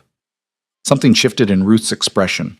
The skepticism that had been there since the wedding, the clear belief that Valley Soft Mara wouldn't last a month, faded slightly. "All right," Ruth said. "I'll spread the word. We'll meet at the Timber Creek Junction in 3 days. That's neutral ground, accessible to everyone. Bring what records you have, and we'll see what we can build." After Ruth and the other woman left, Mara and Rowan stood in the cabin, processing what had just happened. "You didn't have to volunteer," Rowan said. "This isn't your fight." "Yes, it is. I'm your wife, aren't I? Your problems are my problems. In name only. Is that what you think?" Mara turned to face him. "That I'm just here in name? That I don't care what happens to you, to this place, to our future? I don't know what you care about. We've been married 5 weeks, and we barely know each other. Then maybe it's time we changed that." She crossed her arms. "Ask me something. Anything. Something real." Rowan looked thrown. "What?" "You said you don't know me, so ask. What do you want to know?" He was quiet for a moment, clearly not expecting this. Then he said, "Why didn't you stop Lydia? That night when she left. You were awake. You saw her go.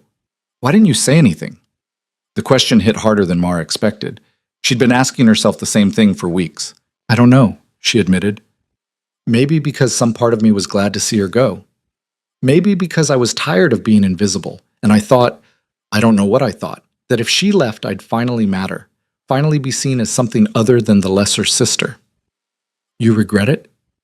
I regret that my father was humiliated, that your expectations were broken. But do I regret that Lydia's gone and I'm here instead? She met his eyes. No, I don't regret that, not anymore. Rowan studied her, and Mara saw something change in his face, a wall coming down, just a little.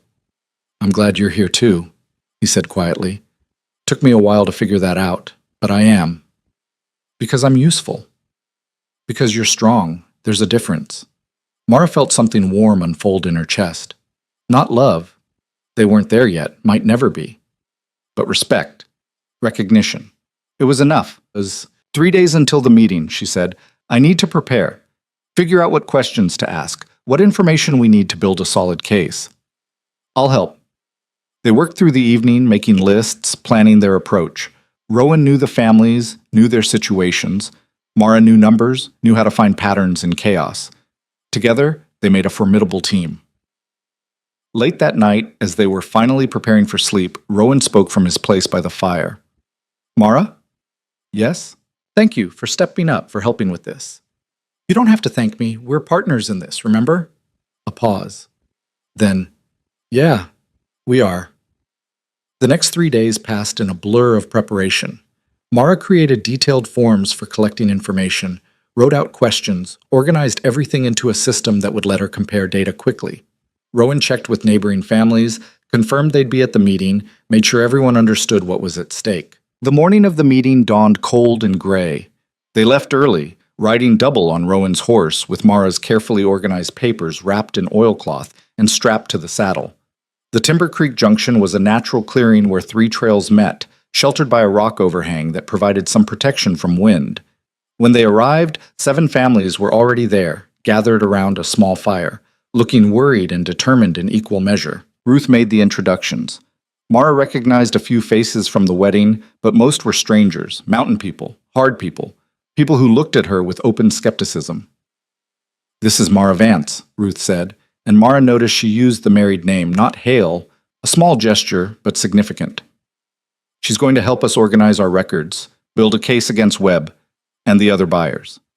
She's Valley-born, an older man said flatly. Why should we trust her? Because she's the one who figured out we were being cheated in the first place, Rowan said, his voice carrying an edge. And because she's offering to help when she doesn't have to, that's why. The man looked at Mara, assessing. You really think you can make sense of all our scattered records? I can try, Mara said, but I need everyone's cooperation, full records, honest numbers. If you hide things or exaggerate, the whole case falls apart. We're honest people, a woman said sharply. I'm sure you are, but sometimes people remember things wrong, or estimate instead of recording exact figures. I need to know what's verified fact and what's best guess. Otherwise, the lawyers will tear our case apart. The woman's expression softened slightly. That's fair. They spent the next 4 hours going through records. It was tedious, meticulous work.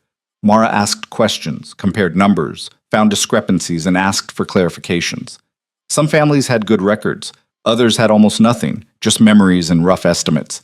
But patterns emerged. Webb consistently paid 20 to 40% below fair market value. 2 other traders did the same. And the timing of their purchases was coordinated.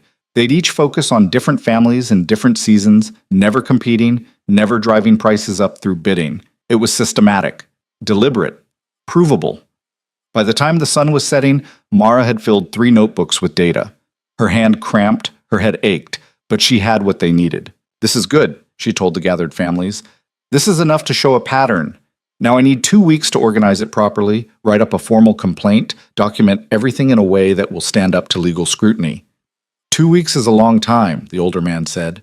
Webb's still moving, still buying up rights. Then tell everyone to stop signing, Ruth said firmly. No more deals until we know where we stand legally. Spread the word. Anyone who signs with Webb before this is resolved is on their own. Nods around the circle. Agreement. As the families dispersed, heading back to their scattered homes, Ruth pulled Mara aside. You did good work today, she said. Better than I expected. You didn't think I could do it? No, I didn't. Ruth's honesty was almost refreshing. Thought you'd be useless up here, soft, city-minded. I'm not city-minded, I'm valley-minded. There's a difference. Is there? Valley people farm. They plan seasons, track markets, survive on careful management. City people have stores and services and safety nets. We don't. So yes, there's a difference. Ruth smiled. A real smile this time. Maybe there is. And maybe I was wrong about you. Maybe you were. On the ride back, Rowan was quiet. Mara sat behind him on the horse, her arms wrapped around his waist for balance, feeling the solid warmth of him through his coat. You were impressive today, he said finally. I was organized. That's different than impressive. Not up here, it isn't. He glanced back at her. Those families respect efficiency. Respect someone who can do what needs doing without drama or wasted time. You earned their trust today. Did I earn yours? The question slipped out before she could stop it. Rowan was quiet for a moment. Then he said, You've had my trust for a while now. I just didn't tell you. Something warm bloomed in Mara's chest. Not love, still, but something close to it, something growing. They rode the rest of the way in comfortable silence, and when they reached the cabin, Rowan helped her down from the horse with a gentleness that hadn't been there before. Inside, he built up the fire while she unpacked the notebooks, spreading them across the table. 2 weeks of work ahead of her. 2 weeks of organizing, writing, building an airtight case. I'll help, Rowan said, reading her thoughts, with whatever you need. You hate paperwork. I hate cheating more. He pulled a chair up beside her. Show me where to start. They worked late into the night, and for the first time since Mara had arrived on this mountain, she felt like she was exactly where she was supposed to be. The complaint was nearly finished when the writer came. Mara had been working for 11 days straight, hunched over the table until her back ached and her eyes burned. The formal document was 23 pages long now, dense with evidence, cross-referenced and organized in a way that even a hostile lawyer would have trouble picking apart. Rowan had helped where he could, verifying facts, adding details she'd missed, but mostly he'd kept the cabin running while she worked herself half to death. She was copying the final section when she heard hoofbeats approaching fast. Rowan was at the window before she could stand. Someone's coming hard, pushing their horse too much for this terrain. He grabbed the rifle, moved to the door. Mara's heart kicked up. Hard riding meant urgency. Urgency usually meant trouble. The rider burst into the clearing, a young man Mara recognized from the Timber Creek meeting, one of Ruth's nephews. His horse was lathered, its sides heaving. Rowan, he shouted, half falling from the saddle. You need to come. Now. Rowan was out the door before the boy finished speaking. What happened? It's your father. He's at Ruth's place with a judge and some Valley people. Says he's here to annul your marriage. Says it's illegal, that you were coerced, that... The boy struggled for breath. Ruth sent me to warn you. They're coming up here tomorrow morning. The world seemed to tilt sideways. Mara gripped the door frame, the words echoing in her head. Annul. Illegal.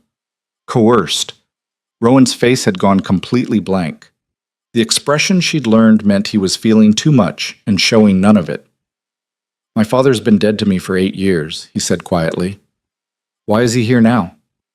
I don't know, but Ruth said to tell you he's brought papers, legal papers, and the judge has already signed on to whatever he's planning. Rowan turned, looked at Mara. Their eyes met, and she saw the question there, the uncertainty. Get inside, he told the boy.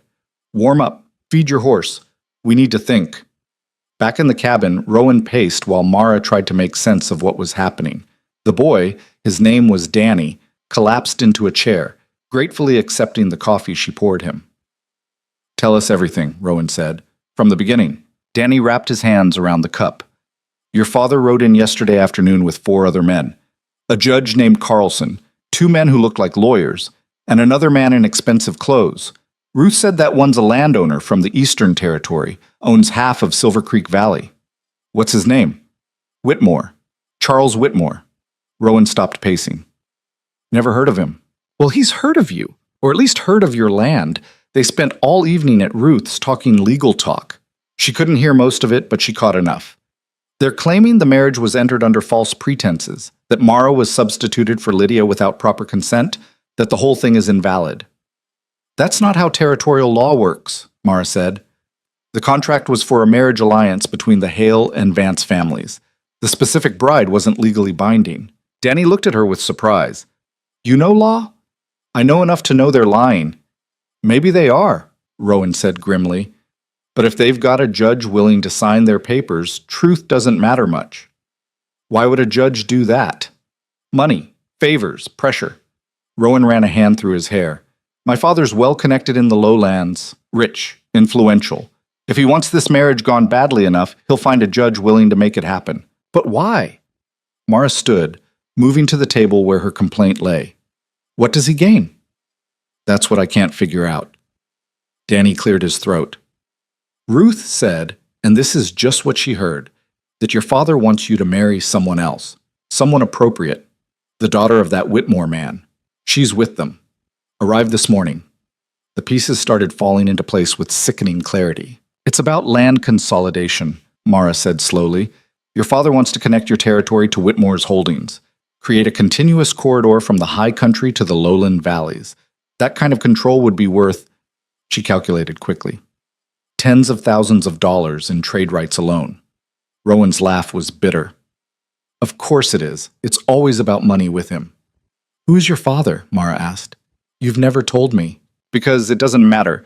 He stopped being my father when I was 24, and he tried to force me into the family business. Wanted me to be a landowner, a businessman, a respectable son. I wanted to live up here on my own terms, so I left. Haven't spoken to him since. But the land here is legally mine. I bought it with money I earned trapping, filed the claim myself, built everything from nothing. He has no legal right to it. Unless he can prove you're unfit, Danny said quietly. Ruth heard them talking about that too. Mental incompetence. Saying a man who'd accept Mara instead of Lydia must not be in his right mind. Rowan's hands clenched into fists. That's convenient. Mara felt cold settling into her bones, and it had nothing to do with the temperature. They were going to take everything. The land, the marriage, Rowan's independence, and they'd use her as evidence, proof that Rowan had made a decision so absurd, so inexplicable, that he clearly couldn't be trusted to manage his own affairs. We have to fight this, she said. How? Rowan turned to her. They have a judge, lawyers. My father has connections I can't match. What do we have? Mara looked at the complaint on the table. At 11 days of meticulous work documenting corruption and price fixing. At proof that the lowland businessmen, men like Whitmore, like Rowan's father, had been systematically cheating mountain families for years. We have leverage, she said. Both men looked at her. The complaint, the evidence of price fixing. If your father's business partners have been involved in illegal trade practices, that makes him vulnerable too. Men like that don't want scrutiny, don't want investigations. Rowan crossed to the table, looked down at the pages. You think we can use this to make him back off? I think we can make it very expensive for him to push forward. If we threaten to take this to the territorial governor, to open up investigations into all his business dealings, he might decide it's not worth it. Or he might push harder, use his influence to bury the complaint before it goes anywhere. Maybe, but at least it's something. Danny stood. I need to get back before Ruth worries. But she said to tell you, whatever you decide, the Mountain families stand with you. They're ready to come up here if you need them. Tell her we appreciate it, Rowan said. But this is my fight. I won't drag others into it. After Danny left, Mara and Rowan sat at the table in heavy silence. Outside, the sun was setting, painting the snow orange and gold. I should have known he wouldn't let it go, Rowan said finally. Should have known he'd come eventually, try to drag me back into his world. This isn't your fault. Isn't it? I'm the one who made the deal with your father. I'm the one who agreed to take you when Lydia ran. Every choice that led to this moment was mine. And mine, Mara reminded him. I walked down that aisle. I stayed when I could have run. I chose this too. He looked at her, something raw in his eyes. Why? Why did you stay? You could have gone back to the valley after the wedding, could have annulled it yourself, claimed you were forced. Why are you still here? The question hung between them, demanding honesty. Mara thought about Lydia's letter, still folded in her drawer, about her sister's escape, her freedom, her refusal to be trapped, and about her own choice to stay, to build, to matter. Because, for the first time in my life, I'm not invisible, she said quietly. Down in the valley, I was just the other sister, the useful one, the one people forgot existed until they needed something. But up here, she gestured at the cabin, at the organized shelves and the careful records and the work they'd done together. Up here, I matter. What I do makes a difference. You see me, really see me. Not as a replacement for someone better, but as myself. Why would I give that up? Rowan's expression softened. You've made this place better. Made me better. I should have told you that before. You're telling me now. He reached across the table and, for the first time since they'd married, took her hand. His palm was calloused, warm, solid. Whatever happens tomorrow, he said, I want you to know, I don't regret this marriage. Not anymore. Not for a long time now. Neither do I. They sat like that as darkness fell, hands joined, facing an uncertain future together. That night, Mara couldn't sleep. She lay in the bed that had once been meant for her sister, listening to Rowan's steady breathing from his place by the fire, and tried to prepare for what was coming. She'd faced humiliation before, at the wedding, walking down the aisle to laughter and judgment. But this felt different, bigger, like everything she'd built over the past weeks could be torn away by a judge's signature and a father's greed. She must have dozed eventually because she woke to gray dawn light and Rowan standing by the bed. They're here, he said quietly. Mara sat up, her heart hammering. Through the window she could see them, 5 riders emerging from the tree line. 4 men and 1 woman, all dressed too well for mountain travel. She recognized Rowan's father immediately. He had the same build as his son, the same strong features, but where Rowan was rough and weathered, his father was polished. Expensive clothes, perfect posture, the bearing of a man used to being obeyed. The woman riding beside him was young, maybe 20, beautiful in the careful way of women who'd never worked a hard day. Her riding habit was impeccable, her hair perfectly arranged despite the journey. That's the daughter? Mara asked. Must be. The other 3 men were clearly lawyers and the judge. Well-fed, comfortable men who looked extremely unhappy to be this far from civilization. Rowan opened the door and stepped out to meet them. Mara followed, wrapping a shawl around her shoulders against the cold. Rowan. His father's voice was deep, commanding. It's been a long time. Not long enough. Rowan's tone was flat. What do you want? To save you from a terrible mistake. His father dismounted, brushing snow from his coat. This marriage is invalid. The contract specified Lydia Hale. You married her sister instead. That's grounds for annulment. The contract specified a marriage alliance. It was fulfilled. By deception. By substitution. No reasonable man would accept such terms. Then I guess I'm not a reasonable man. His father's jaw tightened. Don't be difficult, Rowan. I'm here to help you. This woman, he gestured dismissively at Mara, she's beneath you, a replacement bride, utterly unsuitable for a man of your standing. My standing? Rowan's laugh was harsh. I'm a mountain trapper. I live in a 1-room cabin and survive on venison and hard work. What standing are you talking about? The standing you were born to. The standing you threw away when you ran up here to play at Independence. His father's voice hardened. But that ends now. Judge Carlson has agreed to annul this farce of a marriage. You'll come back to Silver Creek, marry Charlotte Whitmore as planned, and take your rightful place in society. For the first time, the young woman spoke. Her voice was cultured, bored. Father, can we hurry this along? It's freezing, and this cabin is depressing. Charlotte, please. Whitmore gave her an indulgent smile. We'll be done soon. Rowan looked at Mara, and she saw the question in his eyes. The choice he was facing, his land and independence versus his father's world. Her versus this polished, perfect woman who represented everything he'd run from. Mara stepped forward. Before you make any decisions, there's something you should know. All eyes turned to her. Mara, don't, Rowan started. They need to hear this. She pulled the complaint from her pocket, the pages she'd carried out wrapped in oilcloth. I've spent the last 2 weeks documenting systematic price fixing and illegal trade practices by lowland buyers. Marcus Webb, the Silver Creek Trading Company, and several others have been coordinating to keep fur prices artificially low. They've cheated mountain families out of thousands of dollars over the past 5 years. Whitmore's expression didn't change, but something flickered in his eyes. I have records, Mara continued. Testimony. Evidence that would interest the Territorial Governor's Commission very much, especially the parts about fraudulent land claims and illegal monopoly practices. You're bluffing, Rowan's father said. Am I? She held up the complaint. 23 pages of documented evidence, names, dates, prices, witness statements, all of it ready to be filed with the territorial government, unless, of course, you'd like to reconsider this annulment. One of the lawyers stepped forward. Let me see that. Mara handed it over. He read quickly, his expression growing more concerned with each page. Sir, he said to Whitmore quietly. This is detailed.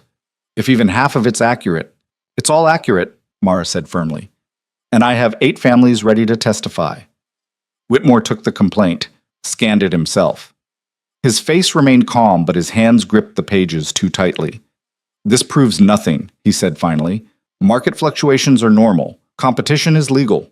Price fixing isn't. Coordinated monopolies aren't.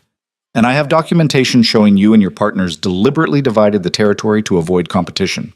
Mara looked at Rowan's father. I also have records showing your fur brokerage in Helena has been part of the scheme. You want to annul your son's marriage? Fine.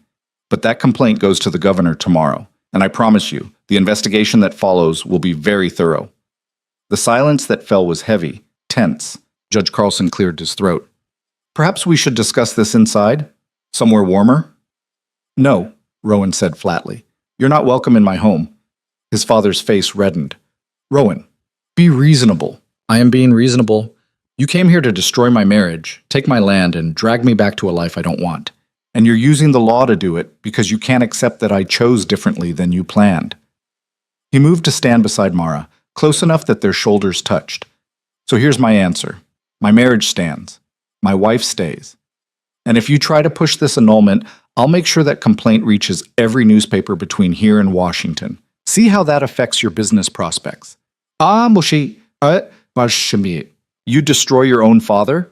You came here to destroy me first. Charlotte Whitmore laughed, a sharp, unpleasant sound. Father, this is absurd. Look at them. Look at this place. Even if we forced the marriage through, he'd be miserable. Let him rot up here with his replacement bride. We'll find other land opportunities. Charlotte, Whitmore started. No, I'm not marrying some mountain hermit who clearly prefers poverty to civilization. This was a waste of time. She turned her horse, started back down the trail. After a moment, Whitmore followed, shooting one last venomous look at Mara.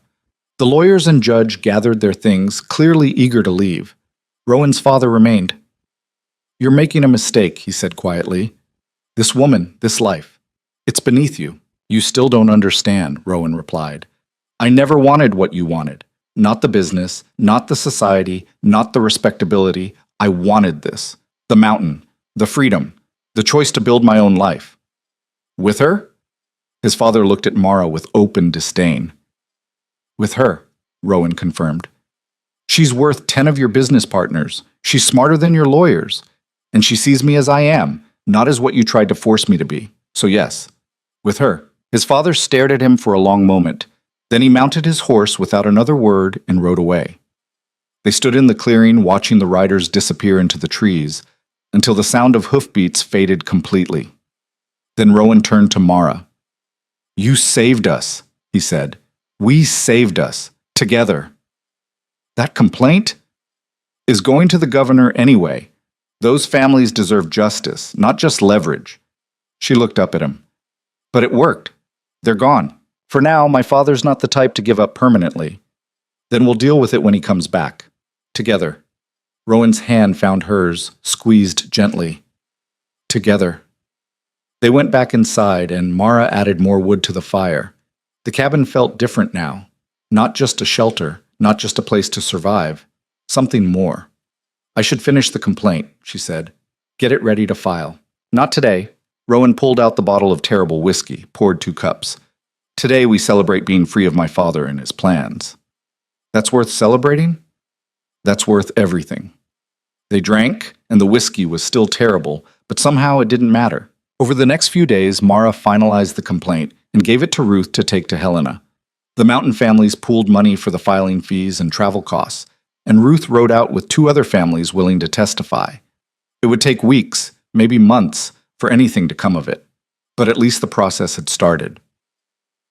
In the meantime, life on the mountain continued. Rowan started building the second bed he'd promised that first night, though he worked on it slowly, without urgency. Mara noticed he kept finding reasons to delay finishing it. One evening, about a week after his father's visit, she called him on it. You're never going to finish that bed, are you? He looked up from where he was sanding a plank by the fire. What makes you say that? Because you've been working on it for 6 days and you're still on the frame. At this rate, it'll be spring before it's done. Maybe I'm being thorough. Maybe you don't actually want a second bed. The words hung between them. Rowan set down the sandpaper, met her eyes. "Do you want a second bed?" he asked quietly. Mara's heart kicked up. They'd been dancing around this for weeks now. The growing closeness, the almost touches, the way they'd catch each other staring and look away. "No," she admitted. "I don't." "Then I'll stop building it." He stood, crossed the cabin to where she sat at the table, looked down at her with those storm-gray eyes that had seemed so cold that first day and now held so much warmth. "I know this isn't how either of us planned our lives," he said. "I know we started this as a transaction, a practical arrangement. But somewhere along the way, it became something more. At least for me." "For me too," Mara whispered. He reached down, tucked a strand of hair behind her ear. The gesture was gentle, almost reverent. "I'm not good with words. Never have been. But I need you to know you're not a replacement. You're not second choice. You're the person who made this mountain feel like home instead of just survival. You're—" He stopped, frustrated with himself. "You matter, Mara. More than I know how to say." She stood, closing the distance between them. "Then don't say it. Show me." He kissed her then, finally, his hands gentle on her face. It wasn't smooth or practiced or perfect. It was hesitant and honest and real. When they pulled apart, both breathing hard, Rowan rested his forehead against hers. "This changes things," he said. "I know. We can't go back to how it was. I don't want to go back." That night, the bed that had been made for Lydia became theirs. Not because it had to be, but because they chose it. And in the morning, when Mara woke wrapped in Rowan's arms, the mountain wind howling outside, she felt something she'd never expected to feel. Home. The days that followed were different, softer. They still worked hard, the mountain demanded that. But there was tenderness now between the practical tasks, a touch on the shoulder as they passed each other, a shared smile over morning coffee. Small gestures that built into something bigger. Ruth came back from Helena 3 weeks later with news. The Territorial Commission had accepted the complaint. An investigation was opening. It would take time, but the process had started. More importantly, word had spread. Buyers who'd been cheating mountain families for years were suddenly nervous, suddenly willing to negotiate fairer prices. The threat of investigation had shifted the balance of power. "You did this," Ruth told Mara. "You gave us leverage we never had before." "We did it together," Mara corrected. "All of us." But she felt the weight of it, the responsibility. These families were counting on her to see this through, to build a case strong enough to bring real change. It should have felt overwhelming. Instead, it felt like purpose. That evening, as she and Rowan sat by the fire, she told him about a new idea she'd been developing. "What if we formalized it?" she said. "Created an association of mountain families. Pool our resources, share information about fair buyers, coordinate our trade so we have more negotiating power." Rowan considered this. "You mean organize the whole territory?" "Just the families who want to participate. No one forced. But together, we'd be stronger than apart." "That would take work. A lot of work." "I know, but I think it's worth it." She looked at him. "What do you think?" He was quiet for a moment, then smiled. "I think my father was right about one thing." "What's that?" "You are too good for me." He pulled her closer. "But I'm keeping you anyway." Mara laughed, and the sound filled the cabin with warmth. Outside, winter deepened its grip on the mountain. But inside, by the fire, two people who'd started as strangers were building something that would last far longer than any single season. Spring came late to the high country that year, arriving in fits and starts like it wasn't sure it was welcome. Snow melted in patches, revealing brown grass and mud underneath. The creek behind the cabin swelled with runoff, rushing and noisy after months of frozen silence. And one morning in early April, Mara woke to the sound of birds. She lay there listening, Rowan's arm heavy across her waist, and tried to remember the last time she'd heard birdsong. Months. It had been months. "You awake?" Rowan's voice was rough with sleep. "The birds woke me." "Spring robins. They're early this year." He pulled her closer, and Mara settled back against his chest, content. They had maybe another hour before the day demanded their attention, before Rowan needed to check the trap lines and Mara needed to review the latest correspondence from Helena about the investigation. "We should go down to the valley soon," she said. "Check on my parents, see how the alliance is holding. You want to see them?" "Not particularly, but it needs to be done." Rowan was quiet for a moment. You've changed, since you came up here. How? You're harder, more direct, less apologetic about taking up space. Mara considered that. Is that bad? No, it's honest. He pressed a kiss to her shoulder. The valley tried to make you small. Up here, you finally got room to be the size you actually are. It was maybe the most poetic thing he'd ever said to her. Mara turned in his arms, kissed him properly. I love you, she said. She'd been saying it for a few weeks now. He still wasn't great at saying it back, but he showed it in 100 small ways. Coffee already made when she woke, furs arranged just how she liked them, the way he listened when she talked about the association she was building. I know, he said, which was his version of the same thing. Then, quieter, love you too. The words still came out rough, like they hurt, but they came. 2 days later, they rode down to the valley together. The trip that had taken 3 brutal hours in November now took just over 2. The trails were clearer, the weather kinder.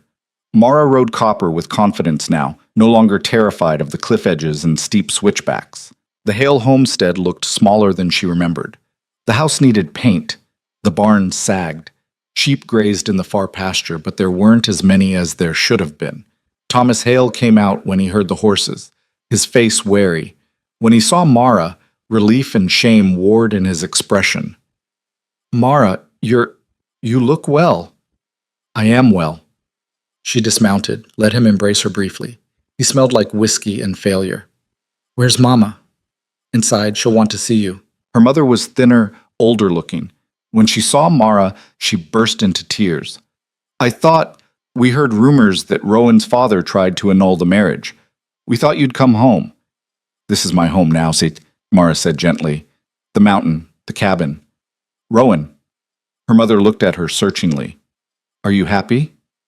The question surprised her. No one had asked her that. Not once, in all the weeks since the wedding. Yes, Mara said, and realized she meant it. I'm happy. Her mother's tears came harder then, but different. Relief, maybe. Or regret for all the years she'd overlooked her younger daughter. I'm glad, she whispered. I'm so glad. They sat in the cramped kitchen, drinking weak tea while Mara's parents asked careful questions about her life. Rowan stood by the door, clearly uncomfortable but present. The sheep operation, Mara said eventually. How is it? Her father's face fell. Not good. We lost 30 head over winter, disease, and the prices... He stopped, shook his head. We're barely keeping afloat. What about the water rights? From the marriage alliance? We're using them. They've helped. But it's not enough to fix everything. Mara pulled out a folded paper from her pocket. I've been working with the other mountain families. We formed an association, pooled resources, shared information about fair buyers and good prices. I thought maybe you'd want to join. Her father took the paper, read it slowly. Mara, this is comprehensive. Professional. I've learned a few things about organizing. From who? From surviving. From building something that matters. He looked up at her, and she saw him really see her for the first time in years. Not as the lesser daughter, not as the replacement, just as herself. I'd like to join, he said quietly, if you'll have me. Of course we will. That's what the association is for, helping each other do better than we could alone. They talked details for another hour.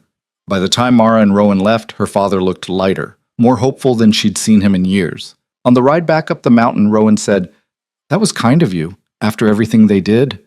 They're still my parents, and holding grudges takes more energy than I have. You're a better person than I am. No. I just understand that people do desperate things when they're drowning. My father was drowning. He made bad choices trying to save himself. Like offering you as a replacement bride. Like that. She glanced at him. But it worked out. Did it? I'm here, aren't I? With you. Building something real. I'd say that worked out fine. He smiled, and they rode the rest of the way in companionable silence. Back at the cabin, spring work demanded their attention. Rowan planted a small garden, the first he'd bothered with in years. Mara organized the association's first official meeting, scheduled for late May, when the trails would be fully passable. And on a warm afternoon in late April, a rider came up the mountain carrying news that changed everything. Ruth dismounted, looking grimmer than Mara had ever seen her. The investigation finished, she said without preamble. The Territorial Commission made their ruling. Mara's heart sank at Ruth's expression. What did they decide? They found evidence of price fixing, coordinated monopoly practices, fraudulent land claims, everything we documented. Ruth's face was hard. They're issuing fines, revoking some trading licenses. Marcus Webb's business is shutting down entirely. That's good news, isn't it? It is, but there's more. Ruth pulled out a letter, handed it to Mara. This came to me, but it's addressed to you. Mara unfolded it, reading quickly. It was from the Territorial Commission, thanking her for her detailed complaint, asking if she'd be willing to testify at additional hearings, and her breath caught, offering her a position. They want me to work for the commission? She looked up, stunned. As a trade compliance investigator? They were impressed, Ruth said. Said your organizational skills and attention to detail were better than half their trained lawyers. The position would be based in Helena, good salary, real influence. Mara's hands shook slightly as she reread the letter. A real job. Recognition. The chance to do this work professionally, help not just mountain families, but everyone being cheated by corrupt traders. Everything she'd wanted to matter, to make a difference, to be seen as valuable in her own right. And all she'd have to do was leave the mountain, leave the cabin, leave Rowan. When do they need an answer? She asked, her voice carefully neutral. 2 weeks. After Ruth left, Mara sat at the table, staring at the letter. Rowan came in from working in the garden, took one look at her face, and knew something had happened. What's wrong? She handed him the letter without speaking. He read it slowly, his expression going carefully blank. When he finished, he set it down gently on the table. That's a good offer, he said. Yes. Important work. Yes. You should take it. The words hit her like a physical blow. What? You should take it, he repeated, his voice flat. It's what you've been working toward. Recognition, influence. A chance to matter on a bigger scale than just this mountain. I matter here. I know you do. But this is bigger than us. Bigger than what I can offer you. Mara stood, anger rising. What you can offer me? Rowan, this is my home. You're my husband. Our life together is small, he finished. A cabin in the wilderness, hard work and isolation. That letter is offering you a real future, Mara. A career. A life beyond just surviving. I don't want a life beyond this. I want this life. With you. He turned away, looking out the window at the mountains. You say that now. But in 5 years? 10? When you're stuck up here, doing the same things day after day, watching your skills go to waste, you'll resent me. Resent this place. And his voice cracked. I can't watch that happen. So you're just going to push me away? Decide for me what I want? I'm trying to give you a choice. Real choice. Not the forced choice you had at the wedding. The wedding was 7 months ago. Everything that's happened since then, I chose that. I chose you. I chose us. How is that not real? He was quiet for a long moment. When he spoke, his voice was rough with emotion. Because I'm terrified that you chose wrong. That you settled for me because you didn't think you had better options. But now you do. And if you don't take them, if you stay here with me, I'll never know if it's because you truly want this or because you're just making the best of a bad situation. The honesty of it stopped her cold. This wasn't about pushing her away, it was about his own fear. His own inability to believe that someone like her would choose someone like him unless forced to. Mara crossed to him, took his face in her hands, made him look at her. Listen to me, she said firmly. I am not Lydia. I don't dream about theaters and dance halls and city life. I dream about this, about building something that lasts, about waking up next to someone who sees me for exactly who I am, about work that matters and a life that's real. Mara, I'm not finished. Yes, that job is tempting. Yes, it would be satisfying work. But it would mean leaving you, leaving this place, leaving everything we've built, and that's not a trade I'm willing to make. You might regret it. Maybe. People regret all kinds of choices, but I know with absolute certainty that I'd regret leaving more than I'd ever regret staying. He searched her face, looking for doubt, for hesitation. She let him look, hiding nothing. You really mean that, he said finally. Every word. He pulled her close, buried his face in her hair. She felt him shaking, relief, maybe, or delayed fear, or just the weight of believing that someone had chosen him freely. I love you, he he said into her hair. I'm terrible at saying it, but I do. So much it scares me. I know. You show me every day. They stood like that for a long time, holding each other while the afternoon light faded to evening. Later, Mara wrote her response to the Territorial Commission. She thanked them for the offer, explained that while she was honored, her work with the Mountain Families Association required her presence here, but she'd be happy to consult on future cases if they needed her expertise. It was the right choice. She knew it in her bones. But that didn't mean it was easy. The association's first official meeting happened on a clear May morning when the mountain was finally free of snow. 12 families showed up, more than Mara had dared hope. They gathered at the Timber Creek Junction, bringing their trade records and their questions and their cautious optimism. Mara had prepared carefully. She'd created a simple membership structure, fair contribution guidelines, and a system for sharing information about buyers and prices. Nothing fancy, nothing they couldn't manage themselves. The goal, she told the gathered families, is simple. We're stronger together than apart. We share information, we coordinate our trading, and we refuse to do business with anyone who tries to cheat us. We build relationships with fair buyers and cut out the ones who aren't. And if they refuse to pay fair prices, someone asked, then we don't sell to them. We wait for better buyers. We support each other through the waiting. That takes capital, resources most of us don't have, which is why we pool resources. Create an emergency fund that members can borrow from when they need to wait for better prices. No interest, just pay back when they can. The families looked at each other, considering. It could work, Ruth said, if we all commit to it, if we trust each other. Trust is the hard part, the older man, his name was Samuel, said. Mountain families aren't used to trusting. Then we start small, Mara suggested. We try it for one season, see how it goes. If it works, we continue.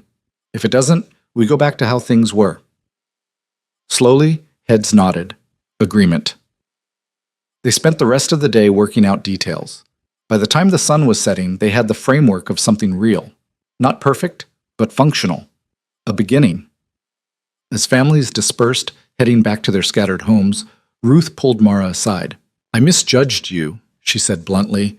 Thought you were soft, weak, valley-bred, and useless up here. I know. I was wrong.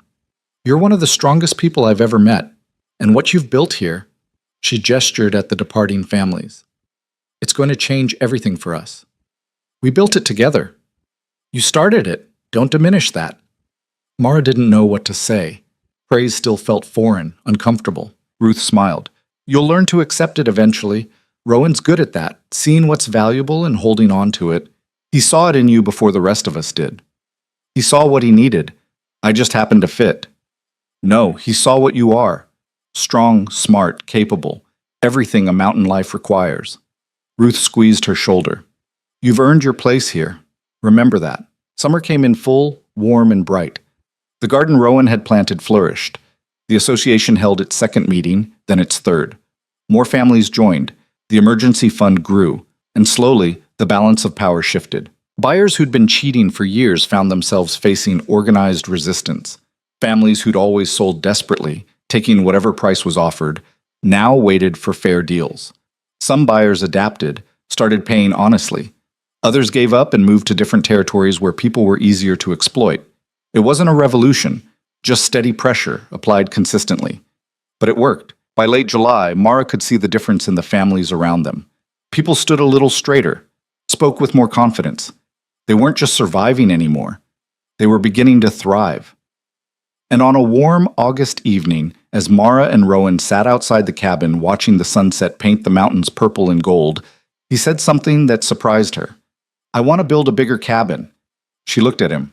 Why? Because this one's too small. Because I want a real bedroom separate from the main room. Because, he hesitated, because I'm thinking about the future, about maybe having children someday, and this cabin isn't big enough for that. Children. They'd never discussed it, never planned that far ahead. Do you want children? Mara asked carefully. I don't know. Maybe. If you do. He looked at her. Do you?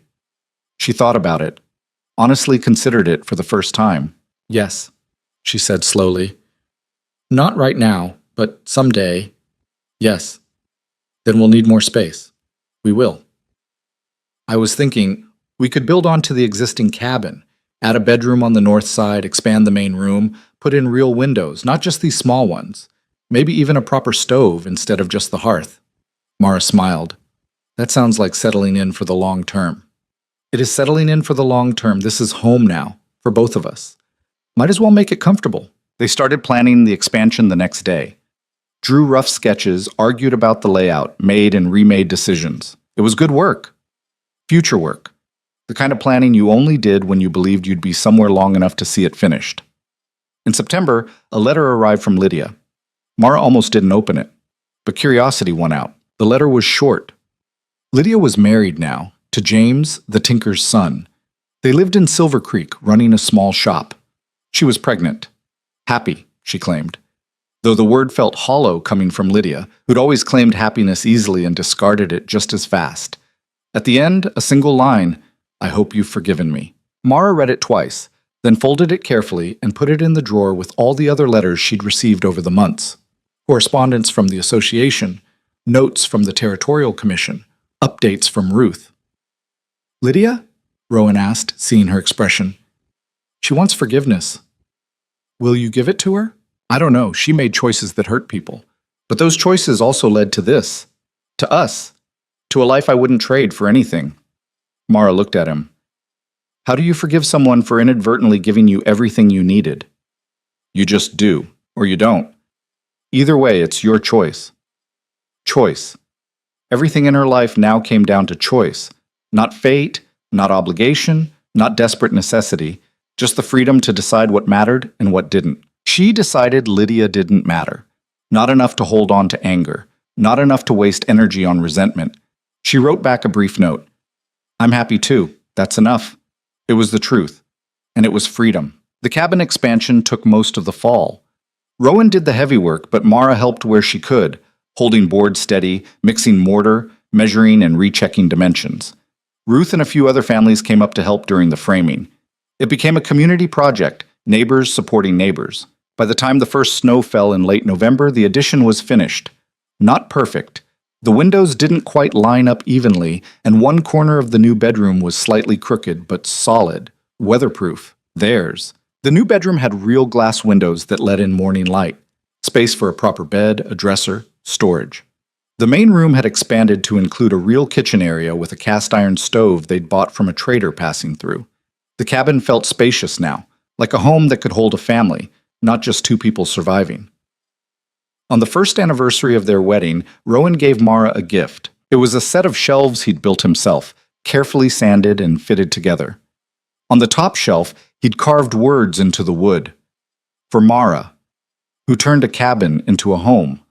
She traced the letters with her fingers, feeling the care in each carved line. It's perfect, she whispered. It's crooked. I'm not good at carving. It's perfect, she insisted, because you made it, for me. That night, they lay in their new bedroom, windows open to let in the cold November air, and talked about the year that had passed. If you could go back, Rowan said, to that day in the chapel, knowing everything that would happen, would you still walk down the aisle? Mara didn't have to think about it. Yes, without hesitation, would you still say you'd take me? In a heartbeat, he pulled her closer. Best decision I ever made, even if I didn't know it at the time. They fell asleep like that, wrapped around each other, while the first snow of the season fell softly outside. December came, and with it, Mara's first real mountain winter. Not as a newcomer struggling to understand, but as someone who belonged.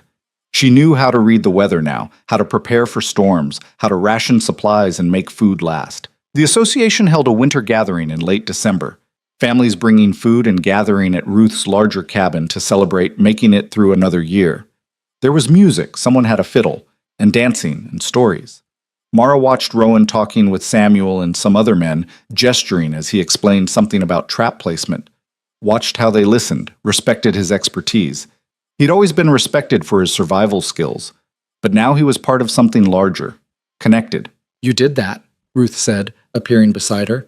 Gave him a reason to be part of the community instead of just surviving on its edges. He gave me a place to belong, Mara replied. Fair trade. More than fair, I'd say. As winter deepened, Mara discovered something unexpected. She was good at this life.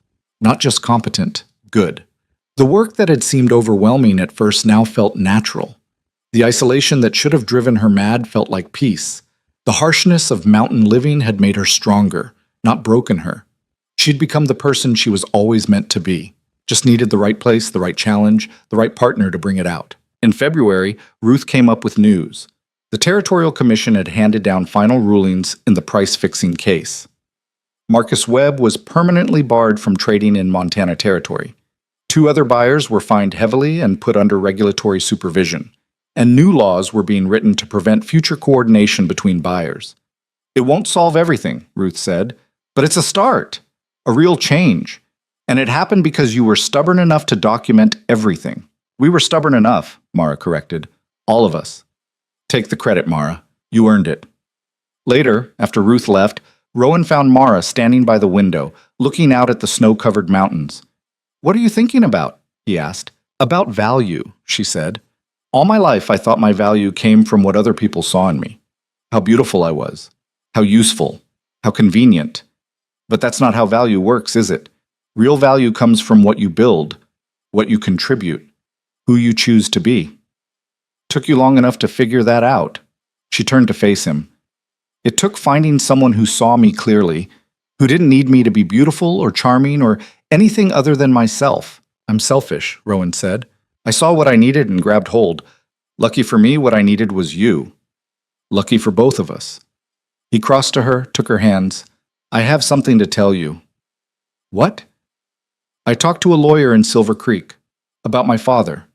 About his claim to this land." Mara's heart skipped. "And?" "The land's fully mine. He has no legal standing to challenge it. I've been independent long enough, made my own way. Even if he wanted to fight, he'd lose." "Why tell me this now?"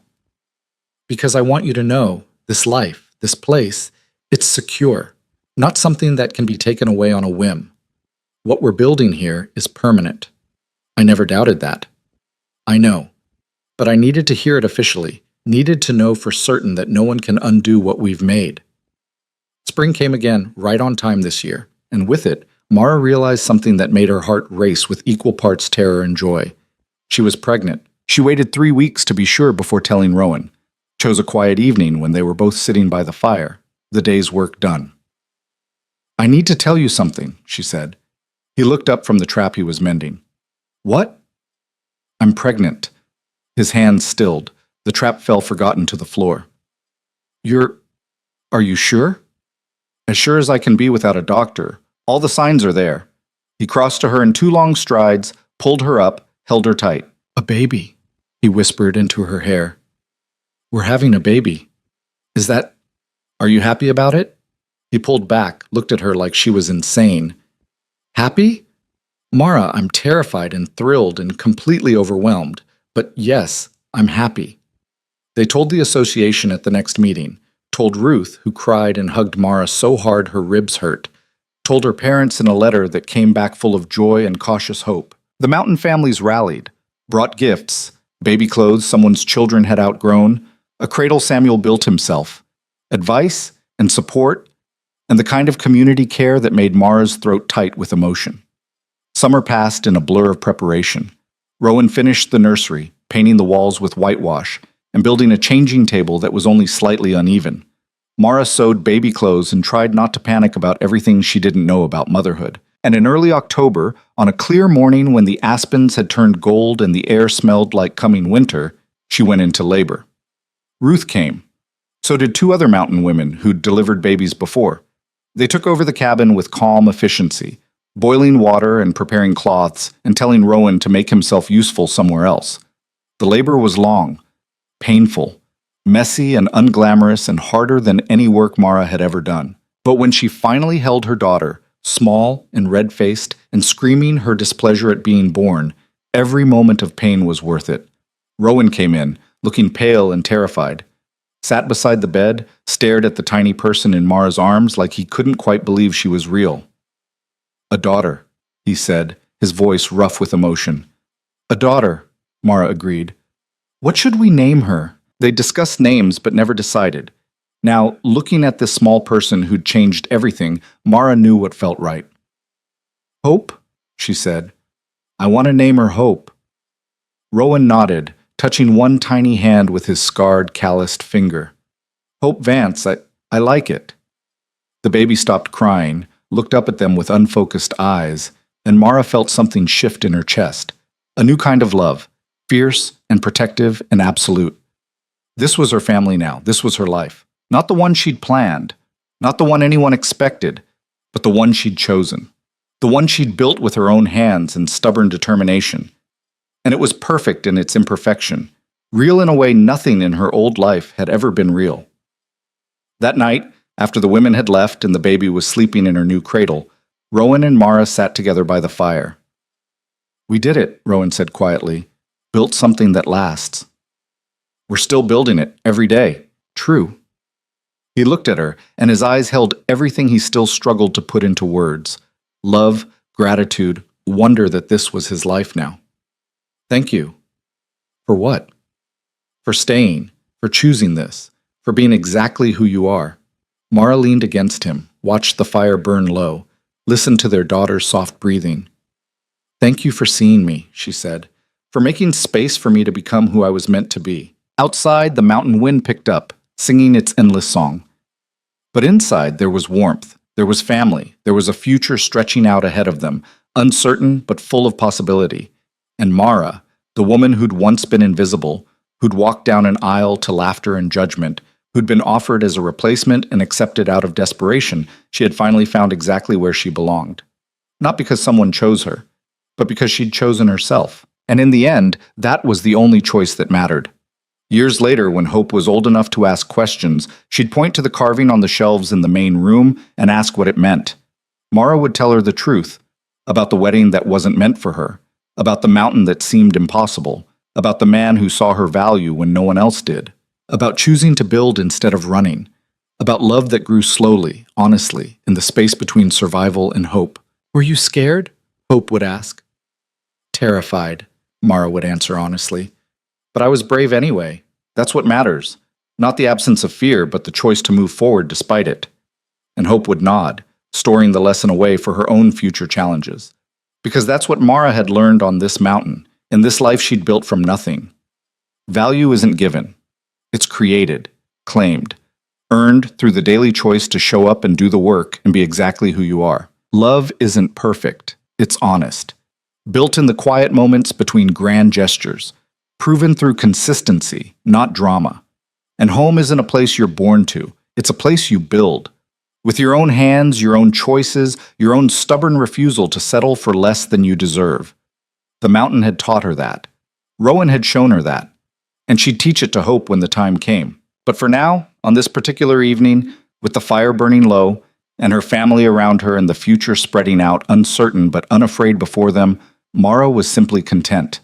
She had been the bride who was never meant to walk down that aisle, but she'd become the woman who built a life worth living anyway. And that was everything.